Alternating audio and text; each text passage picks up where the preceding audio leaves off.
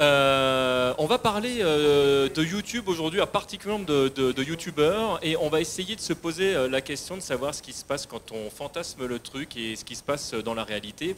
Alors, pour en parler, évidemment, je ne suis pas tout seul, n'étant pas moi-même sur YouTube. Je me suis armé de 5 protagonistes qui ont tous les 5 une vie différente sur YouTube. Je vais commencer par ma droite, où on a Benzaï.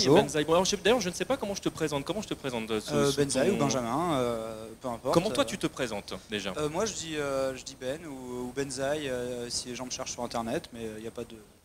J'ai pas un grand fantasme sur ma persona online, mais Benzaï, en fait mes amis me appellent déjà Benzaï ou quoi, ça date le de... mytho. C'est bien...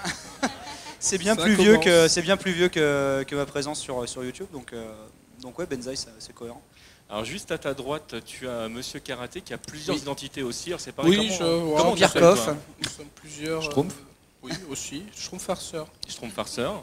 Je pense, oui. Donc tu as une préférence pareil, on t'appelle comment? On m'appelle pas en général, je suis surpris qu'on m'ait invoqué ici. Déjà. On va en reparler d'ailleurs. Oui. Juste à ta droite, on a Julien Chiez. Alors c'est pareil, Bonjour. là c'est une figure qu'on connaît beaucoup aussi sur YouTube. Toi, il n'y a pas de quiproquo du coup sur comment on t'appelle normalement? Ah oui, moi C'est un pseudonyme. C'est un pseudonyme, bien sûr, que j'entretiens depuis un certain bout de temps, depuis ma naissance à peu près. Il y a eu avant des pseudos, mais Ça fait longtemps quand même. C'est comme Julien Le Gollum. Gollum, ouais, c'était Joypad. Gollum, mais oui. C'était 96. Parce que Julien Lepers, son vrai nom c'est Renan. Renan, faut le savoir. Tout à fait. Ouais, Quand j'ai ouais. découvert ça, j'étais très déçu. Ouais, c'est vrai, hein. J'ai fait merde, il Ouais. renoue. Il aime pas son prénom. Il t'a enlevé ça, quoi. Non, c'est qu'il aimait Julien. Il aimait surtout Batman, quoi. Parce que Ouais, surtout, vraiment ouais. Batman. Non mais c'est tellement lui. C'est lui. Michael Keaton. Ouais. Juste à ta droite, il y a Carole Quinten. Bonjour. Hello, C'est bonjour à tous. pareil. On t'appelle comment? C'est pareil, peu de pseudos dans l'ensemble. C'est ça, on n'a pas été très Son vrai prénom, originaux. c'est Renan avec aussi. Julien. Oui, voilà, j'ai menti aussi. Non, mais c'est vrai qu'on n'est pas très originaux, c'est Carole Quinten. Et Caro. juste à ta droite. Caro. Caro. Et juste à ta droite, donc il y a Olga, Florent Gorge, aussi. pareil. Donc c'est Bruce Wayne, c'est pas Batman. On est d'accord. Oui, Il y a pas de- moi je suis le seul imposteur en fait, parce que je suis pas youtubeur en fait.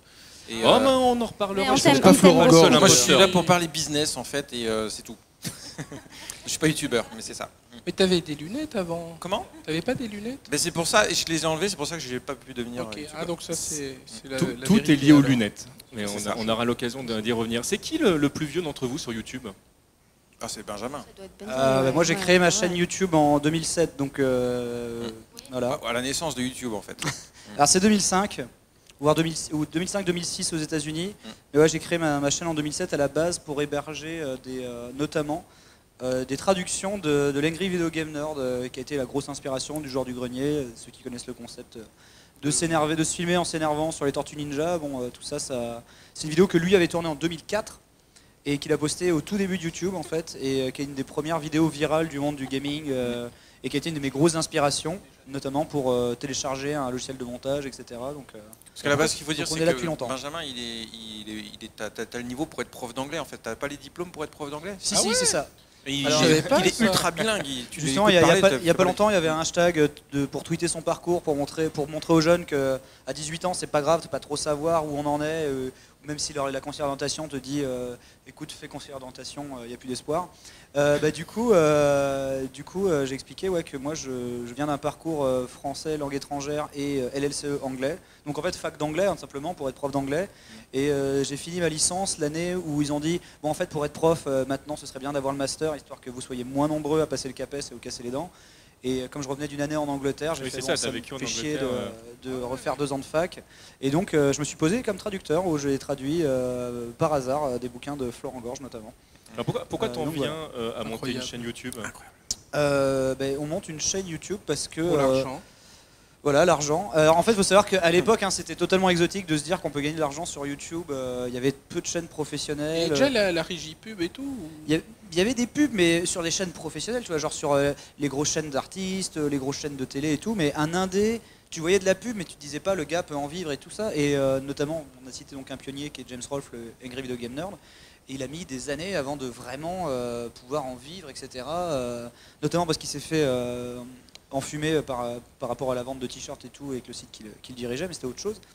Mais c'est vrai que YouTube, ça ne peut pas être la motivation première pécuniaire, en tout cas certainement pas il y a 10 ans.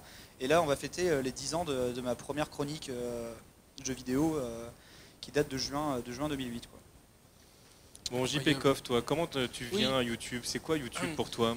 Moi, c'est juste pour être les VOD des streams. Donc toi, tu streams sur quelle plateforme à la base? À la base, e-live, évidemment, feu e-live. Petite dédicace. Voilà, petit oiseau mort. Parti trop tôt. C'est ça.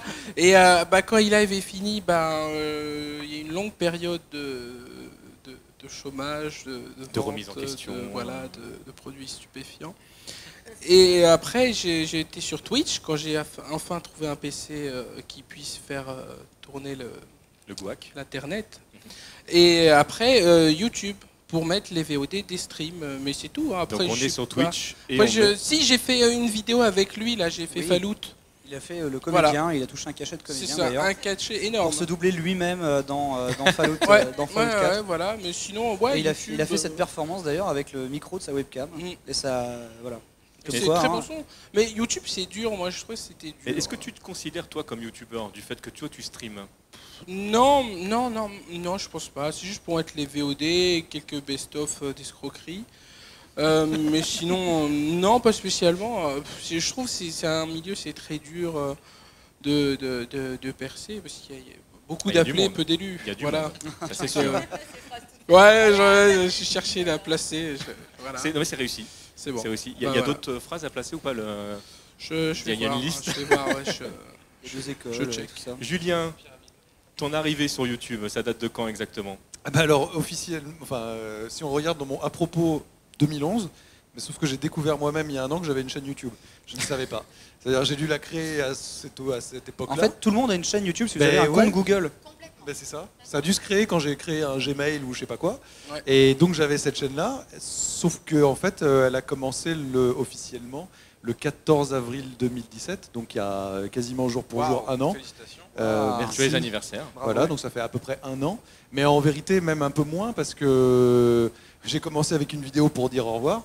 Ça fait bizarre quand même. J'arrive, au revoir. Oui, tu peux peut-être recontextualiser j'étais dans une autre vie, j'étais rédacteur en chef d'un site que j'avais co-créé. Ça commence pareil et ça finit par blog. Ah, c'est l'autre. C'est l'autre. Je confonds à chaque fois. Il y a un K et il y a un B. Voilà. Et donc ça s'est arrêté et donc en fait j'ai voulu dire aux gens qui me suivaient au revoir quoi, parce que j'aime pas partir comme ça et j'avais pas du tout imaginé mettre des vidéos sur YouTube. Après, c'est vraiment le truc. Moi, j'aime profondément le jeu vidéo. Je l'ai fait. Moi, j'ai commencé en 96 dans la presse papier à Joypad, PlayStation Magazine.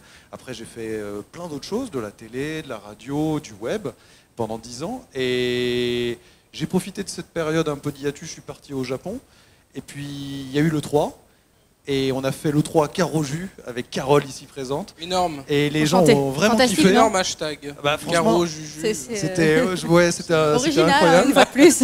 Mais c'est vrai que ça a super bien marché. On y a pris énormément de plaisir. Ouais. Et j'ai commencé à faire des petites vidéos comme ça. Et puis de fil en aiguille, quand je fais un truc, j'aime bien le faire un peu à fond. Donc, tu as une chaîne qui s'alimente très régulièrement. Tous les jours. Tous les jours, il y a une vidéo. Plusieurs fois par jour. Parfois. Des fois, parce que l'angle, c'est vraiment l'actu en fait. Parce que moi, c'est ce qui m'intéresse. C'est ce que j'ai dit aux gens. J'ai dit directement, c'est une chaîne qui parlera évidemment de jeux vidéo parce que c'est ce qui me passionne, mais pas que, parce que je m'intéresse aussi à l'IA, la robotique, un peu de ciné. Alors la cuisine, effectivement, mais alors vraiment pas à un niveau où j'ai pas envie de faire subir aux gens mes mauvais plats. Donc pour l'instant, pas encore. Il y en a qui font ça très bien, hein, je pense à Gastronogeek par exemple, qui est vraiment une très belle chaîne là-dessus. Et ça s'est alimenté comme ça, et c'est vrai que j'y prends beaucoup de plaisir, c'est très cool. Carole, comment t'es arrivée sur YouTube toi? Écoute, je suis... avec le Coca Zéro. Avec le Coca Zéro, absolument, c'est vrai. Oui. J'ai animé pas mal d'émissions pour la Coca-Cola Zéro Gaming Zone avec Bertrand Hamar notamment. Oh, le meilleur. Le meilleur, le best.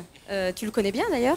C'est un frère. C'est un frérot. Hier. C'est un frérot. Hier, j'étais encore chez lui, on bouffait ensemble. Mais c'est ça, vous jouez aux jeux vidéo. Tout le monde connaît Bertrand Hamar. Bébert. Mais c'est vrai que je travaillais pour ce site, donc Gamecult. et puis j'avais vraiment envie de d'avoir mon espace à moi. J'avais envie d'être indépendante, de pouvoir m'exprimer librement, de pouvoir parler aux gens de manière un petit peu plus intime. Donc j'ai décidé de me lancer sur YouTube, mais sans me dire que ça allait marcher, que j'allais me faire ma place. Je savais qu'il y avait beaucoup de monde, comme tu le disais, beaucoup d'appelés. Pour recontextualiser, c'est quelle date? Environ un mois avant Julien. Qu'est-ce que tu en penses? Environ 16 mars. Oui, 16 mars. D'ailleurs, j'avais commencé avec des vidéos sur Zelda. C'était ma grande période Zelda. Et c'est vrai que, tout comme Julien, moi j'aime profondément le jeu vidéo et j'avais vraiment envie de pouvoir en parler sans avoir une ligne éditoriale qui m'était imposée. C'est-à-dire que je trouve que sur YouTube, on a une chance, c'est qu'on on fait ce qu'on veut. À partir du moment où on reste correct, tu peux faire ce que tu veux, tu peux parler de ce dont tu as envie et tu peux parler aux gens de manière beaucoup plus directe que quand tu bosses sur un site d'actu ou ailleurs. Enfin, c'est d'humain à humain. Et, oui, monsieur? Tu mets les VOD de tes streams ou... Du tout. Non, du tout. Hein. C'est pour ça que ça marche mieux. C'est pour ça, ouais.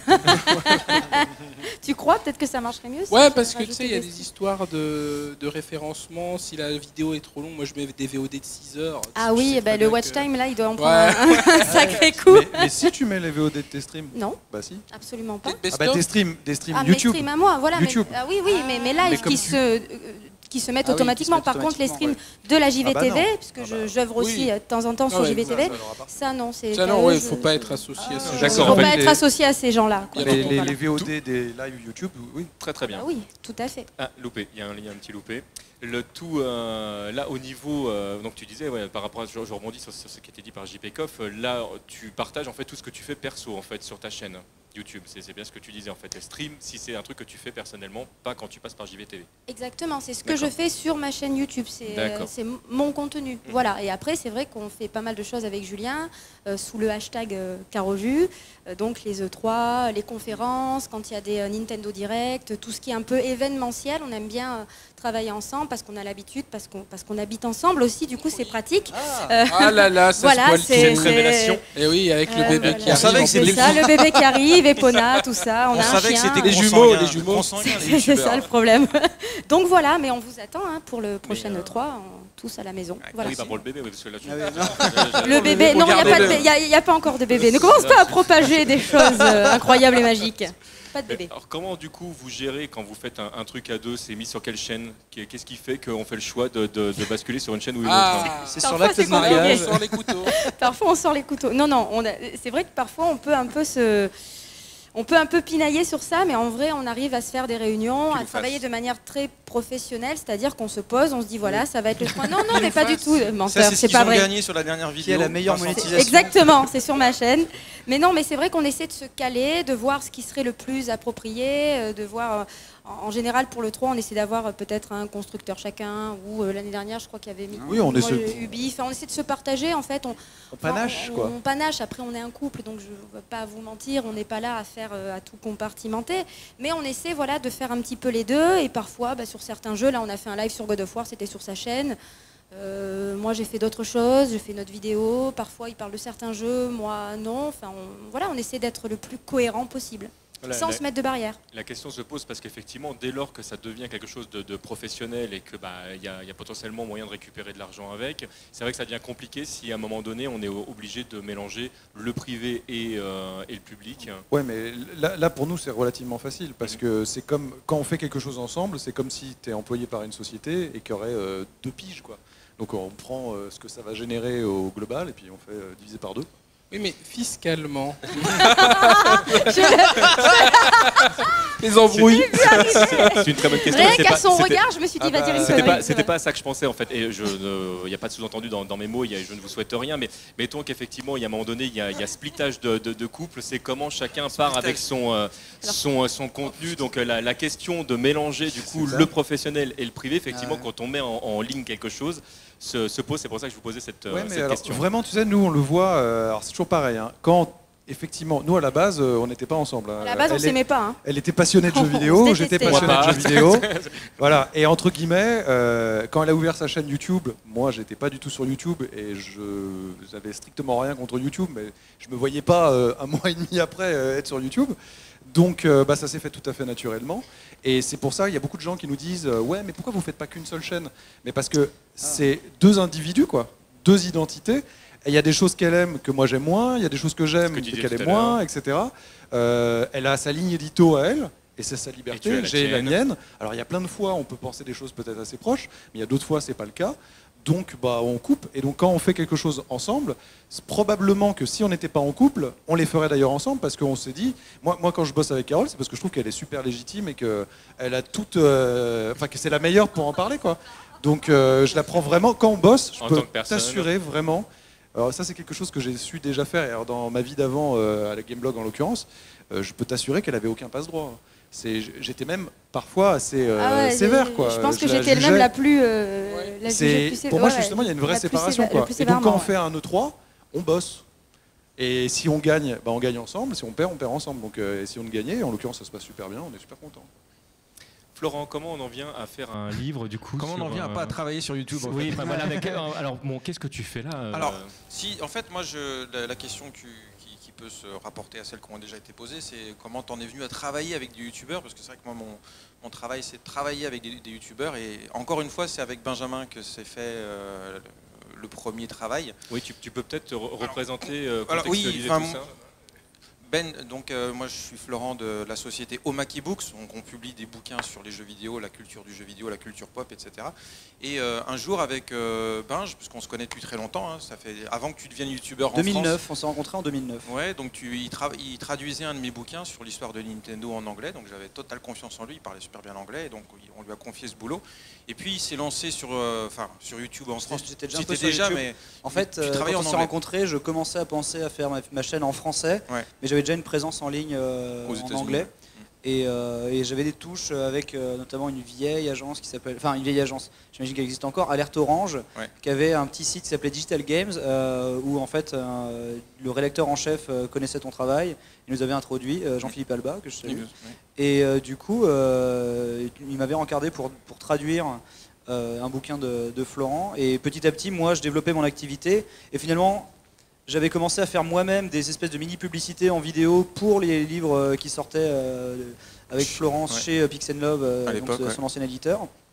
Et en fait, petit à petit, quand mon public s'est développé à partir de 2010-2011, genre t'es venu avec un projet. On est resté copains, et puis c'est vrai que tu cherchais à développer ton business, etc. Et puis on a eu l'idée de faire ce genre de choses, c'est des DVD. Qui compile plein de choses, plus des bonus, et surtout à l'intérieur une grosse excellent bonus d'ailleurs. Ah oui, il y a karaté dans les bonus du dernier coffret. Et parce que en réalité, sur les dédicaces, il y a beaucoup de gens qui lui demandaient sans arrêt, tu veux pas faire un jour un DVD qui compile tous tes épisodes? On trouvait ça bizarre en fait de se dire, mais c'est gratuit sur internet, les gens vont payer pour. Comment on en vient à produire quelque chose? Mais c'est étonnant, mais ça c'est il y a pas de tabou, mais ça se vend et tout. Tu as pu. Exactement, mais quand ça disparaît. Quand tu es fan, exactement. Bon, maintenant, faut l'objet. Quand tu es fan, il y a des gens qui vraiment le veulent, donc on leur donne tout simplement. Et sur les salons, c'est vrai qu'ils dédicacent ces DVD. Pour lui, c'est un support de dédicace qui est appréciable. Il y a du bonus, il y a du contenu supplémentaire, donc c'est vraiment quelque chose de cool. Et puis ensuite, Benjamin, qui était bien pote avec Joueur du Grenier. Joueur du Grenier a vu son coffret Art Corner. Et de fil en aiguille, donc je suis rentré en contact avec le JDG qui lui aussi voulait un coffret. Et on a fait des coffrets, voilà, Joueur du Grenier aussi. Et voilà, enfin c'est un peu ça. Bizarrement. Exactement. Et le jeu de cartes sur le même principe, parce que du coup il y a des bonus également. C'est ça, c'est les émissions telles que les gens peuvent les voir, mais d'ailleurs même avec moins haute résolution, vu que c'est du DVD. Là on va passer bientôt au Blu-ray, parce qu'on a plus trop le choix. Au Blu-ray. Ah ouais. C'est super cher le 480p les trucs. YouTube. Et on peut pas faire autrement. Mais par contre, mais en fait, vrai youtubeur. Donc moi, je suis à 4K moi. Mais en vrai, c'est vrai que comme il y a tout un truc dans mon univers sur les objets collector, moi-même qui collectionne beaucoup de supports physiques pour des films qu'on peut trouver facilement en HD, en streaming, etc. C'était un vrai test, un vrai pari de savoir quelle serait la demande sur un espèce de bouquin, interview filé, making of, plus des DVD d'épisodes que les gens connaissent avec quelques menus bonus. Et finalement, les gens étaient plutôt saucés. Ça fait pas une vidéo qui a 1 million de vues, ça veut pas dire qu'il y a 1 million de ventes sur les très loin de sur les ça, trucs, bien mais sûr. ça permet de créer quand même au moins un petit souvenir, un petit collector qui lui est périn dans le temps et existe physiquement. Et c'est vrai que même en termes de travail, ça permet d'avoir un espèce de sentiment de travail, de devoir accompli, d'avoir sur son étagère un peu son travail. Ce qu'il faut savoir, c'est que moi je suis un tout petit éditeur, on est 2 à travailler à Omake Books, donc c'est vraiment minuscule. Mais pour un petit éditeur indé comme moi, vendre peut-être 1500 ou 2000 DVD, c'est énorme, c'est très bien. Mais ça n'intéresse sinon personne d'autre. Les gros éditeurs, jamais ils vont faire un truc comme ça, parce que vendre 1500 DVD, pour eux, ça n'a aucun sens. Mais pour un petit éditeur comme moi, ça a du sens. Voilà. Donc là, on parle de business model. Ça rapporte combien d'être sur YouTube en fait? Est-ce que c'est vraiment intéressant aujourd'hui? L'argent. Qui est venu pour cette question? Levez la main, soyez honnête. Moi, je peux les autres répondre. osent pas lever la main. Non, mais moi je peux. Alors, je sais pas. Tu vois, il y a beaucoup de fantasmes. Juste pour recontextualiser les choses. Il y a même des fantasmes entre youtubeurs. Oui. Moi, je ne sais pas. J'étais à Gamesensco il y a 2 week-ends et on avait Wawa qui nous sortait des chiffres absolument hallucinants. Où là, on parle de. Il y a des chiffres hallucinants. Oui, juste en fait, les personnes dont il parlait, je les connais. Il y a peu de chances que ce soit les chiffres. Et donc des fois, je pense qu'il y a des trucs qui semblent un petit peu. Parce que moi, je connais un petit peu les mais... fantasmes et la réalité. Je suis sûr qu'il y a des tas de gens qui pensent que je gagne 50 000 balles par mois ou je sais pas quoi. Oui, c'est pour ça que nous sommes amis depuis si longtemps. Mais par exemple, tu vois, genre même moi, j'ai aucune idée si, genre quand je vois le trafic de Caroline et Julien. Carole. Excuse-moi. Mais c'est pas grave. Pétez la gueule. Le regard du tigre, attention. Benjamin, attention. Non, excuse-moi. Non, Benj. mais du coup, tu vois, je me pose toujours la question, genre, est-ce qu'ils arrivent vraiment, eux, à en vivre avec le trafic qu'ils ont à leur niveau même si je vois que ça bourre les vidéos pas mal, quoi. Il y en a une. Enfin, le flux est bien tendu, donc ça c'est bien. Mais tu vois, je me dis, genre, mais avec leur niveau de vie sur Paris, etc.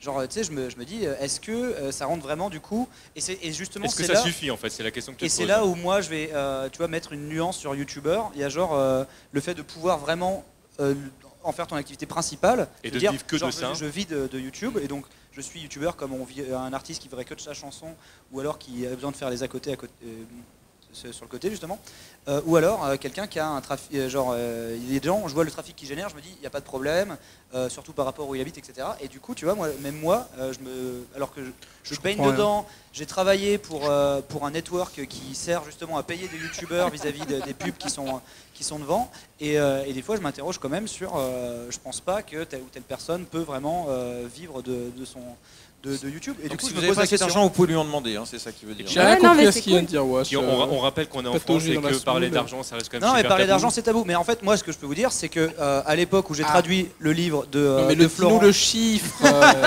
On va t'en donner des chiffres. Le million. En fait, à l'époque où j'ai traduit le livre pour Florent Gorge, je gagnais 300 € par mois de pige chez Digital Games. Oui, énorme. Et nous, on t'a filé 3 000 € pour traduire le bouquin. 3 000 € pour traduire un bouquin de plus de 200 pages. Et t'étais méga content, quoi. Et j'étais là, c'est 50% de mon budget annuel.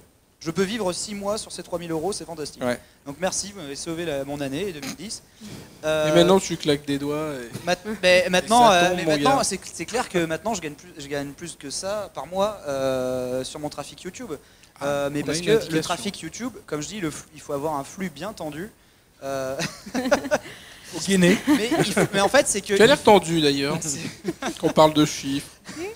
Mais non, mais regarde, là je te dis qu'on dépasse ça par mois, mais parce que le trafic est énorme. C'est pas une question d'abonnés, c'est pas une question de vues sur 1 ou 2 vidéos que vous pouvez voir sur la chaîne, ça vous donne un ordre d'idée. C'est vraiment le chiffre par mois, et non même pas de vues, mais de minutes regardées. Voilà. C'est-à-dire que maintenant YouTube va rémunérer aux millions de minutes regardées collectivement sur votre chaîne, si tant est bien qu'elles viennent de pays où c'est bien monétisé. Donc on a de la chance en France, en Suisse, en Belgique, c'est pas mal. C'est pas le Canada, au Canada aussi. Au Canada. Ce que tu sous-entends, c'est que si jamais je commence à regarder une vidéo de quelqu'un, que je m'arrête à 30 secondes et que je vais regarder autre chose, la personne ne touche rien. Quasiment rien par rapport à si tu regardais 15 minutes de son contenu. D'accord. Et c'est pour ça. Par contre, après, si ça fait beaucoup de vues, s'il a beaucoup d'abonnés, il peut aller gratter d'autres trucs à côté. Ah, mais il peut surmonétiser. C'est la phase du 1. Et souvent, les abonnés ne se désabonnent pas.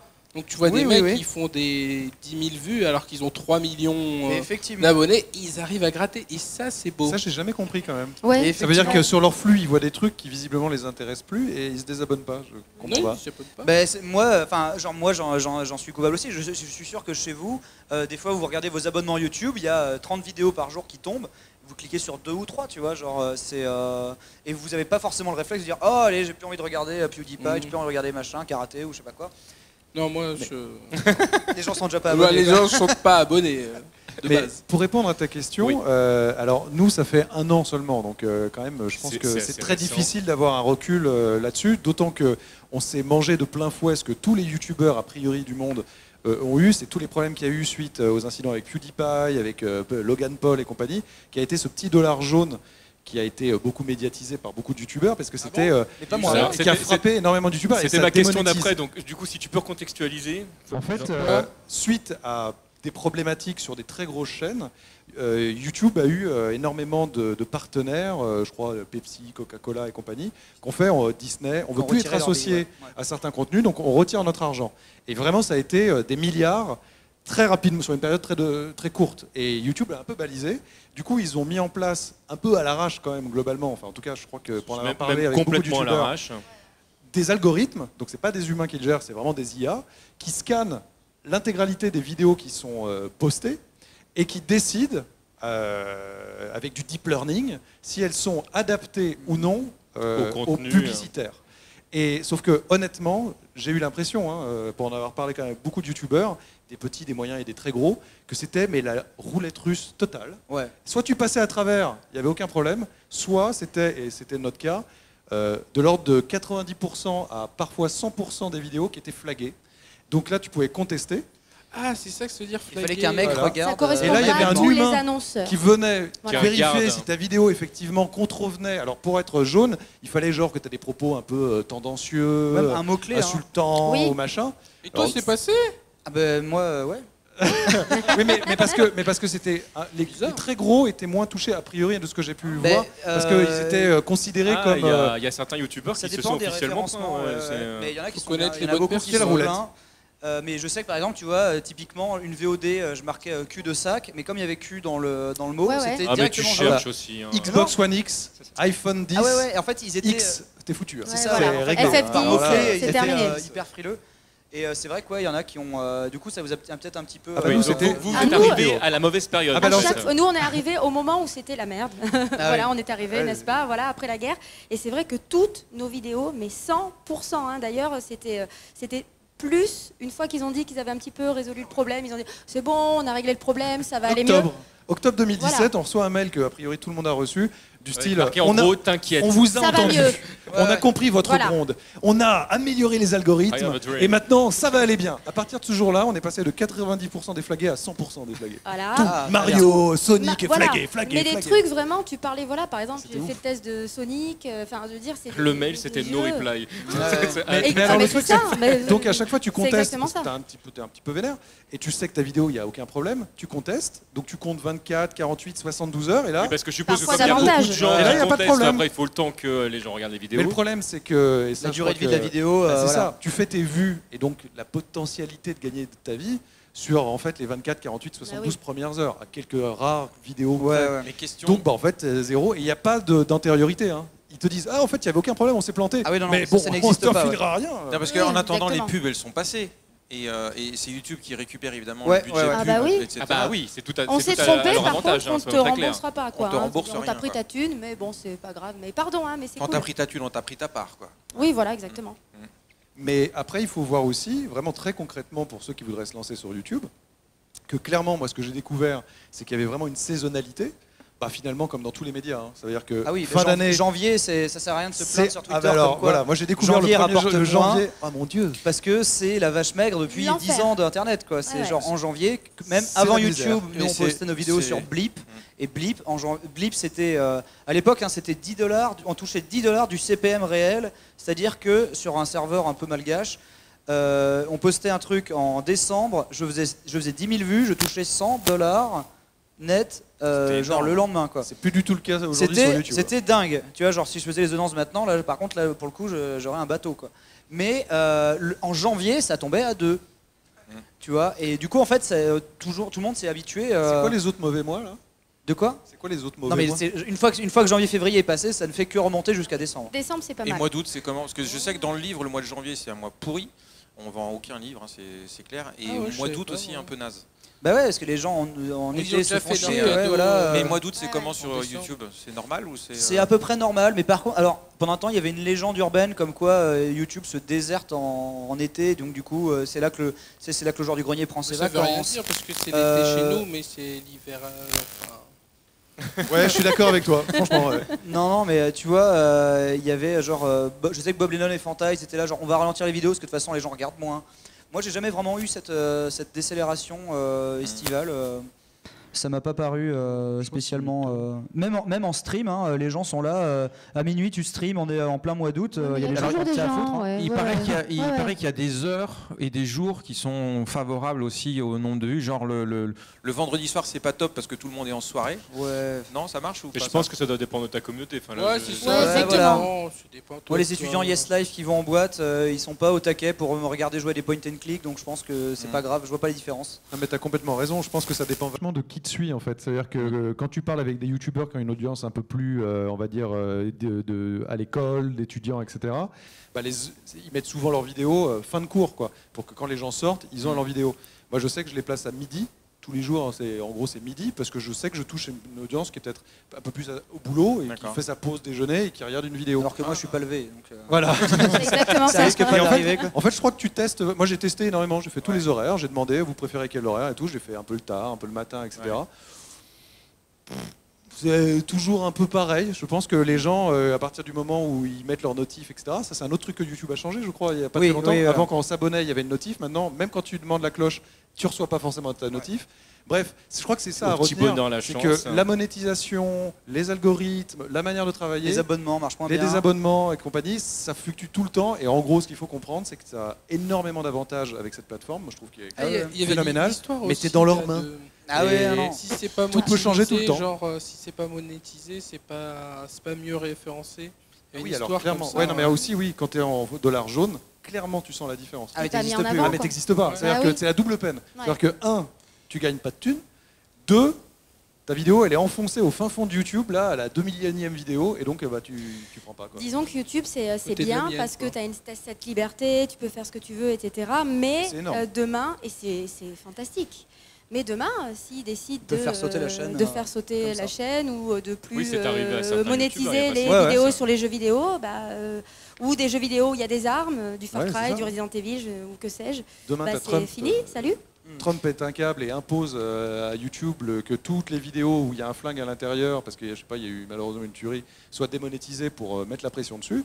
Je veux dire, dans énormément de jeux vidéo, même pas over-violent, il y a généralement une arme, bah c'est foutu. Et là, t'as Genre Splatoon, genre Splatoon. alors Genre Splatoon, par Splatoon. exemple. le meilleur Ouais. jeu de l'histoire. Alors je rebondis C'est sur ça. une remarque que tu faisais tout à l'heure. Est-ce qu'il y a aujourd'hui d'autres plateformes que YouTube qui soient réellement exploitables? Il y a par exemple, je sais qu'il y a des gens qui ont fait le choix d'aller héberger pour des raisons de liberté d'expression directement sur YouPorn, donc on est vraiment dans, Ah ouais. dans d'autres sphères. Ah oui. Il y a peut-être de l'intermédiaire entre les deux. En fait, c'est qui, drôle. Non, parce que- non, je pense Non, que moi, je les connais, alternative c'est- YouTube, c'est YouPorn. Bah, déjà, bon, il existe Dailymotion, mais qui n'est intéressant Oui, c'est professionnellement Les que Français. si on a une niche qui peut être dirigée vers Dailymotion, parce que les gens Karine ne consomment Debache, pas par Dailymotion. exemple, mais c'est Voilà. certaines Ah oui, de non, ces mais parce que vidéos, c'est un contrat d'exclusivité et Mhm. tout, et qu'ils n'auraient pas pu produire ce qu'ils ont ils ont produit bien négocié leur sans truc, c'était, l'aide de Dailymotion. Et à une époque, hein, il y a des gens qui négociaient des rémunérations assez dingues par 1000 vues via Dailymotion, Oui, parce que Dailymotion avec les voulait escroqueries récupérer. robots, là, ça c'était magnifique. Voilà, et ils voulaient parce qu'en fait Dailymotion voulait récupérer un peu l'audience gaming à une époque, et du coup maintenant l'un des rares qui est sur Dailymotion auquel je peux penser qui en vit, je pense, c'est Hooper, donc qui est un let's player assez légendaire, on va dire, parce que ça fait 10 ans qu'il fait ça. Mais voilà, il a son site qui sert de portail à des vidéos hébergées sur Dailymotion, parce que c'est là où il va chercher sa surmonétisation, qui ne serait pas intéressante pour moi, où je perdrais, je perdrais 90% de mon audience. Le joueur du grenier, il existe depuis aussi longtemps sur Dailymotion que sur YouTube. Les vidéos Dailymotion sortaient le même jour, etc. Il y avait 90-15% des vues qui étaient sur YouTube, quoi. Donc ce n'est pas viable professionnellement, à moins d'avoir un vrai montage derrière, quoi, pour amener les gens à la vidéo elle-même. Et pour revenir, alors il y a aussi un modèle qui existe de faire des vidéos sur Vimeo et de les mettre en accès payant, notamment par exemple pour faire des avant-premières. Maintenant il y a carrément Amazon qui teste un truc comme ça aussi d'ailleurs. La dernière vidéo de la griffe de Game Nerd et en téléchargement sur Amazon Prime, moyennant 1 ou 2 $, je crois, en attendant un mois pour voir la vidéo sur YouTube. Et j'imagine que ça fait le café. Et je connaissais Gus DX qui faisait ses vidéos où il faisait semblant de voir des fantômes, là, etc. Ça sortait 2 semaines avant sur Vimeo, à 2 € la VOD. Et ensuite, les gens pouvaient attendre 2-3 semaines. Voilà. Mais ça dépend encore une fois quel est ton contenu. Parce que moi, si je fais 3 semaines d'exclusivité pour de l'actu, si tu veux, exactement. La Xbox vient de sortir il y a 3 mois. C'est ça, ouais. Et tu vois, genre, du coup, ça n'est viable que sur certains types de profils. Et pour revenir au... c'est intéressant ce que tu dis sur les gens qui vont sur Pornhub et sur YouPorn. Parce que là, on parle vraiment de liberté d'expression dans le fait qu'effectivement, il y a certaines vidéos dernièrement qui ont été supprimées. Ça concerne peu de youtubeurs jeux vidéo, on est d'accord. En général, ça on reste concerne beaucoup les youtubeurs politiques, dissidents, etc. Cela dit, moi, la seule et unique vidéo qui, une fois qu'elle a été flaguée jaune, n'a pas été déflaguée, c'était celle où je parlais de... bah non, enfin oui, mais je veux dire de Detroit, sur le fait que le jeu pouvait être censuré. Ouais. Et le terme censure et le fait de parler de la censure ne rentre pas dans les considérations. Donc celle-là, non. On valide, c'est pas pour les annonceurs. Tu fais bon. Mais je veux dire, je trouve, moi personnellement, j'aime le mot censure et censurer. Non, mais c'est ça. Mais ce qui est hallucinant, c'est que j'ai vu des vidéos où il y a des personnes qui essayent justement quand il y a beaucoup de pression sur YouTube, parce que vous le savez, il y a des commentaires, on en parlera après, qui sont parfois pas très cool. Ah, ça c'est bien. On en parlera. Ah, c'est le mieux les commentaires. Il y a des gens qui ont décidé de faire des vidéos pour expliquer pourquoi c'était dommage qu'il y ait une forme de racisme, une forme de misogynie, etc. Et en fait, ces vidéos-là ont été censurées parce que le mec expliquait que c'était dommage d'en arriver là. Donc l'explication, c'est oui, il ne faut pas dire des choses racistes, faut pas. Mais c'est le contraire que je voulais dire. Ah, ouais. Et donc ces gens-là sont partis effectivement ailleurs pour pouvoir expliquer. Alors après, du coup, il y a une deuxième problématique qui se pose parce que moi, je trouve ça bien en fait de se dire que il y a une voix dissidente qui essaie d'aller contre YouTube parce que ça reste Google, etc. C'est pas non plus des anges, on est d'accord. Mais le problème, en fait, c'est que tous ces sites de porn gratuits, en fait, ont fait leur argent sur le vol et le pillage. C'est pas des anges non plus. Voilà, le pillage de l'industrie et le blanchiment d'argent russe. Et du coup, c'est des gens qui sont intouchables. Il faut aller sur YouTube alors. Mais ouais, mais vaut mieux aller vaut mieux héberger ces vidéos dissidentes sur YouTube ou des hébergeurs un peu tellement dans le fond du sac qu'en fait, ils seront jamais flagués ou quoi que ce soit. Là où les gens hébergent du Dragon Ball Z, du Simpson, etc. à l'infini, parce que en fait. Pornhub, tout ça, tous ces sites-là, en fait, ne sont en fait qu'une espèce de grande machine de blanchiment d'argent et de pillage de l'industrie pornographique. Il y a des gens qui se sont suicidés, parce qu'ils ont perdu du jour au lendemain toute leur carrière à cause du pillage de Pornhub. Le porno a mis énormément de temps à l'industrie à se relever en fait, de l'arrivée de ces sites. Et sachant qu'en fait, aucune poursuite n'a pu être prise sérieusement, parce que c'est des mecs qui sont intouchables au fin fond de la Russie. Avec des ramifications mafieuses, mais vraiment mafieuses vraiment de ouf, tout comme c'est le même genre de ramifications que sur les sites de clés CSGO, les sites, vous savez, où vous pouvez troquer vos skins sur CSGO contre de l'argent, etc. Tout ça, en fait, il y a un super dossier sur Canard PC qui était sorti. En fait, tout ça ne vient que du vol de cartes bleues par grande grappe qui ensuite sert à blanchir de l'argent et en fait écouler cet argent sous forme de skins CSGO qu'on revend à des gamins aux États-Unis, etc. Donc, en fait, si j'ai un conseil à vous donner, que vous voulez vous faire une voix dissidente, etc., allez sur YouTube plutôt que sur des sites qui sont vraiment déjà dans l'illégalité de base et qui en plus financent vraiment des tueurs, des braqueurs, etc. Quoi. Ouais, on vient de péter l'ambiance là. On parlait des commentaires tout à l'heure, JP Koff, en général. Comment est-ce qu'on gère sa communauté? Comment est-ce qu'à un moment donné, quand on reçoit un commentaire qui est justement pas très agréable, comment est-ce qu'on gère cette partie-là? Moi, je sais que tu as beaucoup de mal à gérer ce. Moi, non, moi, ça me fait beaucoup rire. En fait, moi, ça me fait rire, mais après, je sais pas, je dois avoir un humour bizarre. Moi, de me dire que le gars, il est devant son petit clavier, il a tapé sa petite insulte avec ses petits doigts boudinés. J'ai envie de lui faire des bisous. Je me dis, c'est trop mignon. Tu vois, il a voulu. Tu vois, quelque part, il porte ton attention sur toi s'il t'insulte. Donc quelque part, il te considère, donc quelque part, il t'aime. C'est ça. Ah, oui, c'est vrai. Ah non, mais... Bah oui, car le contraire de l'amour, c'est l'ignorance, c'est pas la haine. La haine, c'est aussi de l'amour. Je vais la noter, celle-là, je vais la réfléchir. Il a réussi à la placer. Ceci est mon pain, ceci est... Non. Non, mais t'as raison, c'est deux sentiments très proches. Hein. Ce sont deux sentiments très proches. Les gens qui viennent t'insulter tous les jours, qui vont revenir sur tes vidéos tous les jours pour te dire des choses dégueulasses tous les jours, tu as envie de dire, mais attends, si tu me détestais vraiment, ouais, si ça tu devient irais une obsession, ailleurs. Ça devient voilà, de l'obsession, et En c'est fait, vrai que de l'amour il à la aime haine, il n'y a te qu'un pas. détester. Mais oui. Donc il Ouais. t'aime. Tu deviens essentiel à sa vie, quoi. C'est Mais ça. il y a des tas de gens à la télé, je pense qu'on aime tous détester. Tu vois, genre, mince, le truc de Jean-Luc chez Ruquier. Reichmann. Chez Ruquier. Non, C'est le seul mec bien. non, mais on a tous des têtes de Turcs à la télé. L'internet te permet de lui envoyer un message en PCV en mode genre tiens, C'est hop, ça. c'est pour moi. Je pense que si à l'époque de la télé poubelle ou du loft ou quoi que ce soit, quand tu crachais sur ton écran, le mec recevait des claviaux, je pense qu'il se serait noyé, tu vois. Ouais, c'est sûr. C'est juste qu'il faut prendre conscience que l'internet, Ouais. c'est un peu la C'est nouvelle le stade chair, de foot. C'est le stade de c'est le foot. stade, ouais. Les Bah, gens tu ils sont là, ils t'exposes. crient, ils expulsent leurs trucs. Disons que tu sais que tu es exposé, qu'au bout d'un moment, au début, ça peut être difficile. Moi, je sais qu'en Ouais, plus, ouais. en étant une Je me nana doute, ouais. dans le jeu vidéo, je m'en suis pris des incroyables, je pense, pendant au moins 2-3 ans. Là, ça va un petit peu mieux, bizarrement, sur YouTube. Mais c'est Et vrai parce que qu'il tu es faut... chez toi aussi. Parce que voilà, les gens qui viennent te voir sur ta chaîne, ils viennent pour toi. C'est pas comme si tu travailles sur un gros site c'est- ou et sur c'est une pareil pour les plateforme où il y a conventions. d'autres personnes. C'est pareil Et dans c'est les... pareil pour les conventions, Oui, et c'est pour tout à ça que fait. ça fait du bien de reconnecter gens- avec des vrais gens, parce Oui, que personne voilà. fera la queue de 2 heures Des humains. pour cracher à la gueule. Voilà, Ça n'existe c'est ça. pas. Non, mais Il y a c'est ça. Ça n'existe pas. Ou le mec est C'est motivé. Hein. Ouais, non, mais. Voilà. Ou alors il y en a un sur 1 million. J'ai tu vois. payé, je peux. C'est ça. Non, mais disons Donc, qu'il tu faut me se blinder dédicaces un ça, peu. mais C'est ça, ouais. Il faut se blinder au bout d'un moment. Ben voilà, tu te dis, je suis exposé. Il y a des gens qui seront. On peut pas faire l'unanimité, on peut pas plaire à tout le monde, mais après il faut savoir.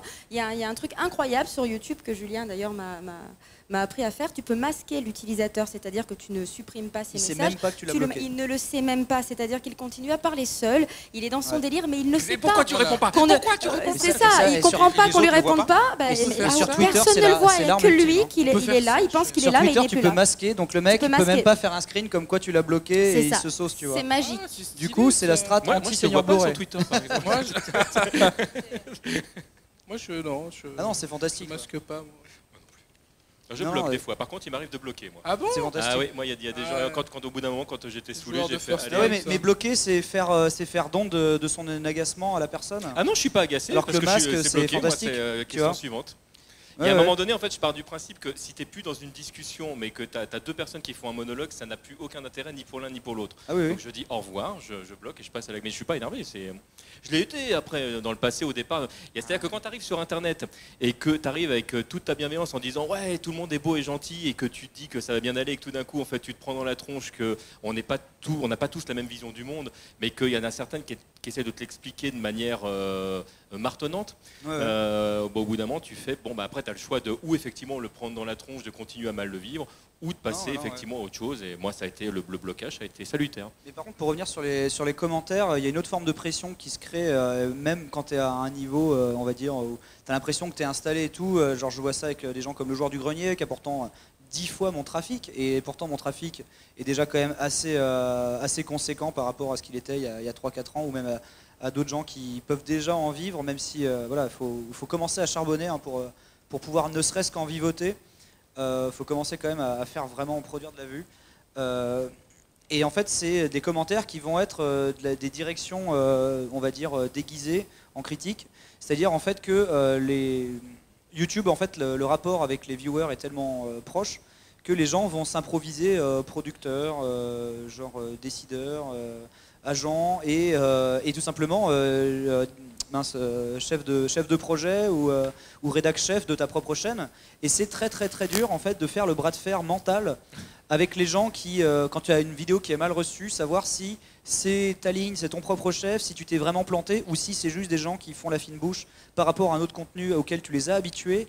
Et du coup, en fait, il faut vraiment chouchouter ses viewers, mais d'une certaine manière, tout en étant un peu ingrat avec eux, parce que sinon, en fait, ils peuvent te bouffer tout cru. Et moi, j'ai vu ça avec... Parce que tu fais une remarque sur une question que je voulais vous poser, c'est comment est-ce qu'on fait, alors vous, ça va forcément être moins le cas parce que vous êtes entre guillemets vous-même, mais comment on fait pour sortir d'un personnage si jamais on a envie de créer Ouais. autre chose? Tu vois, parce que moi j'ai le bon exemple d'un Américain qui s'appelle Doug Walker qui faisait le Nostalgia Critique, je sais pas si vous connaissez un peu dans le coin, mais qui était très très connu pour faire des chroniques où il s'énervait sur des vieux films, et au bout de 5-6 ans, il en a eu marre, il avait fait tout un film de 3 heures produit avec les pieds, mais bon, c'est pas grave. Mais du coup, sur son site, il y avait un gros événement à regarder en vidéo où son personnage mourait en fait, partait dans l'éther et en fait, pour expliquer qu'il était en chacun de nous, ce critique nostalgique de vieillerie, etc. Et derrière, il a démarré une série qui avait rien à voir, une série de fiction et tout, et il s'est bouffé pendant 6 mois, c'est de la merde, reviens sur ton truc et tout. Et là maintenant, aujourd'hui encore, il est revenu, si tu veux, peut-être un peu la queue entre les jambes, vers son ancien personnage. Et je sais que j'en ai beaucoup parlé avec le joueur du grenier, qui fait pareil, genre se lasse un petit peu, donc tente des nouvelles choses, toujours dans le carcan joueur du grenier pour pas trop perdre les fans. Mais si tu veux, c'est toujours un bras de fer mental qu'il a avec les gens, alors que vous dites, mais le joueur du grenier, il a tellement de millions de gens qu'il aime. Genre pourquoi il se prendrait la tête à se dire, est-ce qu'on peut vraiment se permettre de faire cette vidéo-là? Pour te dire, est-ce qu'il y a des gens ici qui ont vu la vidéo Harry Potter avec le joueur du grenier, où je joue Hermione Granger? Eh bien, c'était donc toi. Oui, t'étais tellement bien maquillé. Vous pouvez me suivre sur Instagram, texas.granger d'ailleurs, elle fait des selfies. Mais tout ça pour dire que pendant le tournage de ce truc-là, alors que c'était la vidéo la plus importante du joueur du grenier depuis un certain moment, avec le plus gros budget, on était sûr de tout péter, on avait plein d'invités incroyables, Mister MV, y penser, tout ça. Et vraiment, je t'assure que j'ai dû lui expliquer une demi-heure, comme quoi c'était pas grave s'il faisait la chronique avec ses habits d'Harry Potter au lieu de repasser en chemise à fleurs, etc. Parce qu'il était là. Oui, mais alors les fans, les gens, ils vont commencer à dire que c'est pas un vrai joueur du grenier si j'ai pas la chemise à tel moment. Et puis il faudrait que la vidéo redevienne un peu dégueulasse, même si aujourd'hui c'est la vidéo qu'on met les petits plats dans les grands. Et tu vois, même ce propre kiff-là de vraiment proposer quelque chose de plus ambitieux et d'un peu différent, il avait cette peur très palpable d'avoir un mauvais retour et qui est purement mental, parce que la vidéo c'est sûr qu'elle allait marcher, c'est sûr qu'il allait tout baiser. Et mine de rien, ça a été un doute qu'il avait, et comme quoi il n'y a aucun niveau auquel tu es au-dessus de ce que peuvent te dire les gens sur ton balance, tu balances pas mal. Daniel, mais non, je balance pas.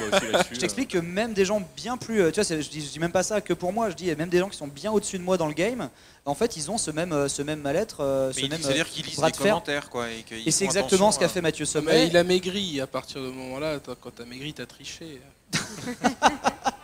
Mais c'est ultra stressant, c'est ça. C'est vraiment stressant. Enfin, il faut pas croire que c'est que. Il y a plein de gens qui s'imaginent que faire des vidéos à la maison, machin, c'est cool, c'est la détente, il n'y a pas de stress, tout va bien. Moi, personnellement, je sais que c'est. En fait, tu deviens ton propre patron, mais tu as 1 million d'actionnaires. Mais c'est exactement ça. Ouais, mais alors, moi, je trouve que, fort de ces expériences-là, c'est peut-être la chance que nous, on a, on a vu des chaînes qui étaient spécialisées, par exemple, il y en a eu beaucoup qui étaient spécialisées pendant une période sur Call of Duty. Et puis quand Call of Duty a commencé à baisser, ou quand les créateurs de contenu ont eu envie de faire un autre jeu ou autre chose, leur communauté a très mal réagi. Et c'est pour ça que nous, dès le début aussi, on s'est dit, et moi j'ai vraiment dit à la communauté qui commençait à me suivre, j'ai dit, franchement, je vais partir du postulat que vous êtes intelligent, car j'en suis persuadé, et vous savez que ce que je vais faire, c'est avant tout me faire plaisir. Et c'est pas vous insulter, parce que si je fais quelque chose qui me fait plaisir, et pour que ça me fasse plaisir, il faut que ce soit diversifié. Ça veut dire on va parler un coup de jeu vidéo, un coup d'un film, un coup d'IA, de robotique, puis si on a envie de faire un featuring avec quelqu'un qu'on aime bien, de Kojima, on va le faire, et on va vous embarquer dans ces aventures-là. Je pense que du coup, tu te donnes envie d'être regardé parce que tu es bien. Tu vois, je pense que le joueur du grenier, comme effectivement ce personnage avec Seb, ils le tiennent depuis tant d'années, ils ont un peu peur de le faire évoluer, de le faire sortir. Ouais. Et c'est légitime. Et comme en plus ils sont extrêmement proches de leur communauté, je peux très bien le comprendre. Mais si dès le début, ils avaient varié les choses, ils n'auraient pas été dans cette logique-là. Sinon après, tu es prisonnier de ta communauté en fait. Mais ça n'arrive pas qu'aux youtubeurs, ça arrive aussi même à des acteurs. Mais à des acteurs, effectivement. Tu vois, par exemple, tu vois, je pense à Sarah Michelle Gellar, par exemple, qui a été des années dans le rôle de Buffy, que j'adorais. Derrière, elle a refait une série où il n'y a eu qu'une saison, je ne sais plus comment s'appelait cette série, où elle était géniale, c'est une super actrice, mais elle n'est jamais sortie de ce rôle. Elle n'est jamais sortie de ça, Et c'est dommage. En fait, c'est ça, il y a des tas de problématiques, en fait, finalement, qui sont celles, pas forcément celles du YouTube, mais celles du spectacle ou de la production audiovisuelle. Dès lors que tu te mets en lumière... Oui. C'est pour ça que moi, le meilleur conseil que je pourrais donner à des gens qui ont envie de se lancer, c'est tout de suite imposer votre style directement. Dites les choses clairement. Parce que comme ça, au moins, les gens qui arrivent, ils se laisser les portes ouvertes surtout. Mais moi, dès le début, j'ai dit, de toute façon, j'ai fait un peu de tout. Moi, dès le début, j'ai fait de la cuisine, j'ai fait du cinéma, j'ai fait de la musique, j'ai fait un peu de tout. Et ça n'a ça n'a pas pris non plus. Je veux dire, voilà. Donc, abonnez-vous, il est génial. Non, mais après, objectivement, c'est une rencontre avec les gens qui se fait pas, etc. Il faut un facteur chance. Hein.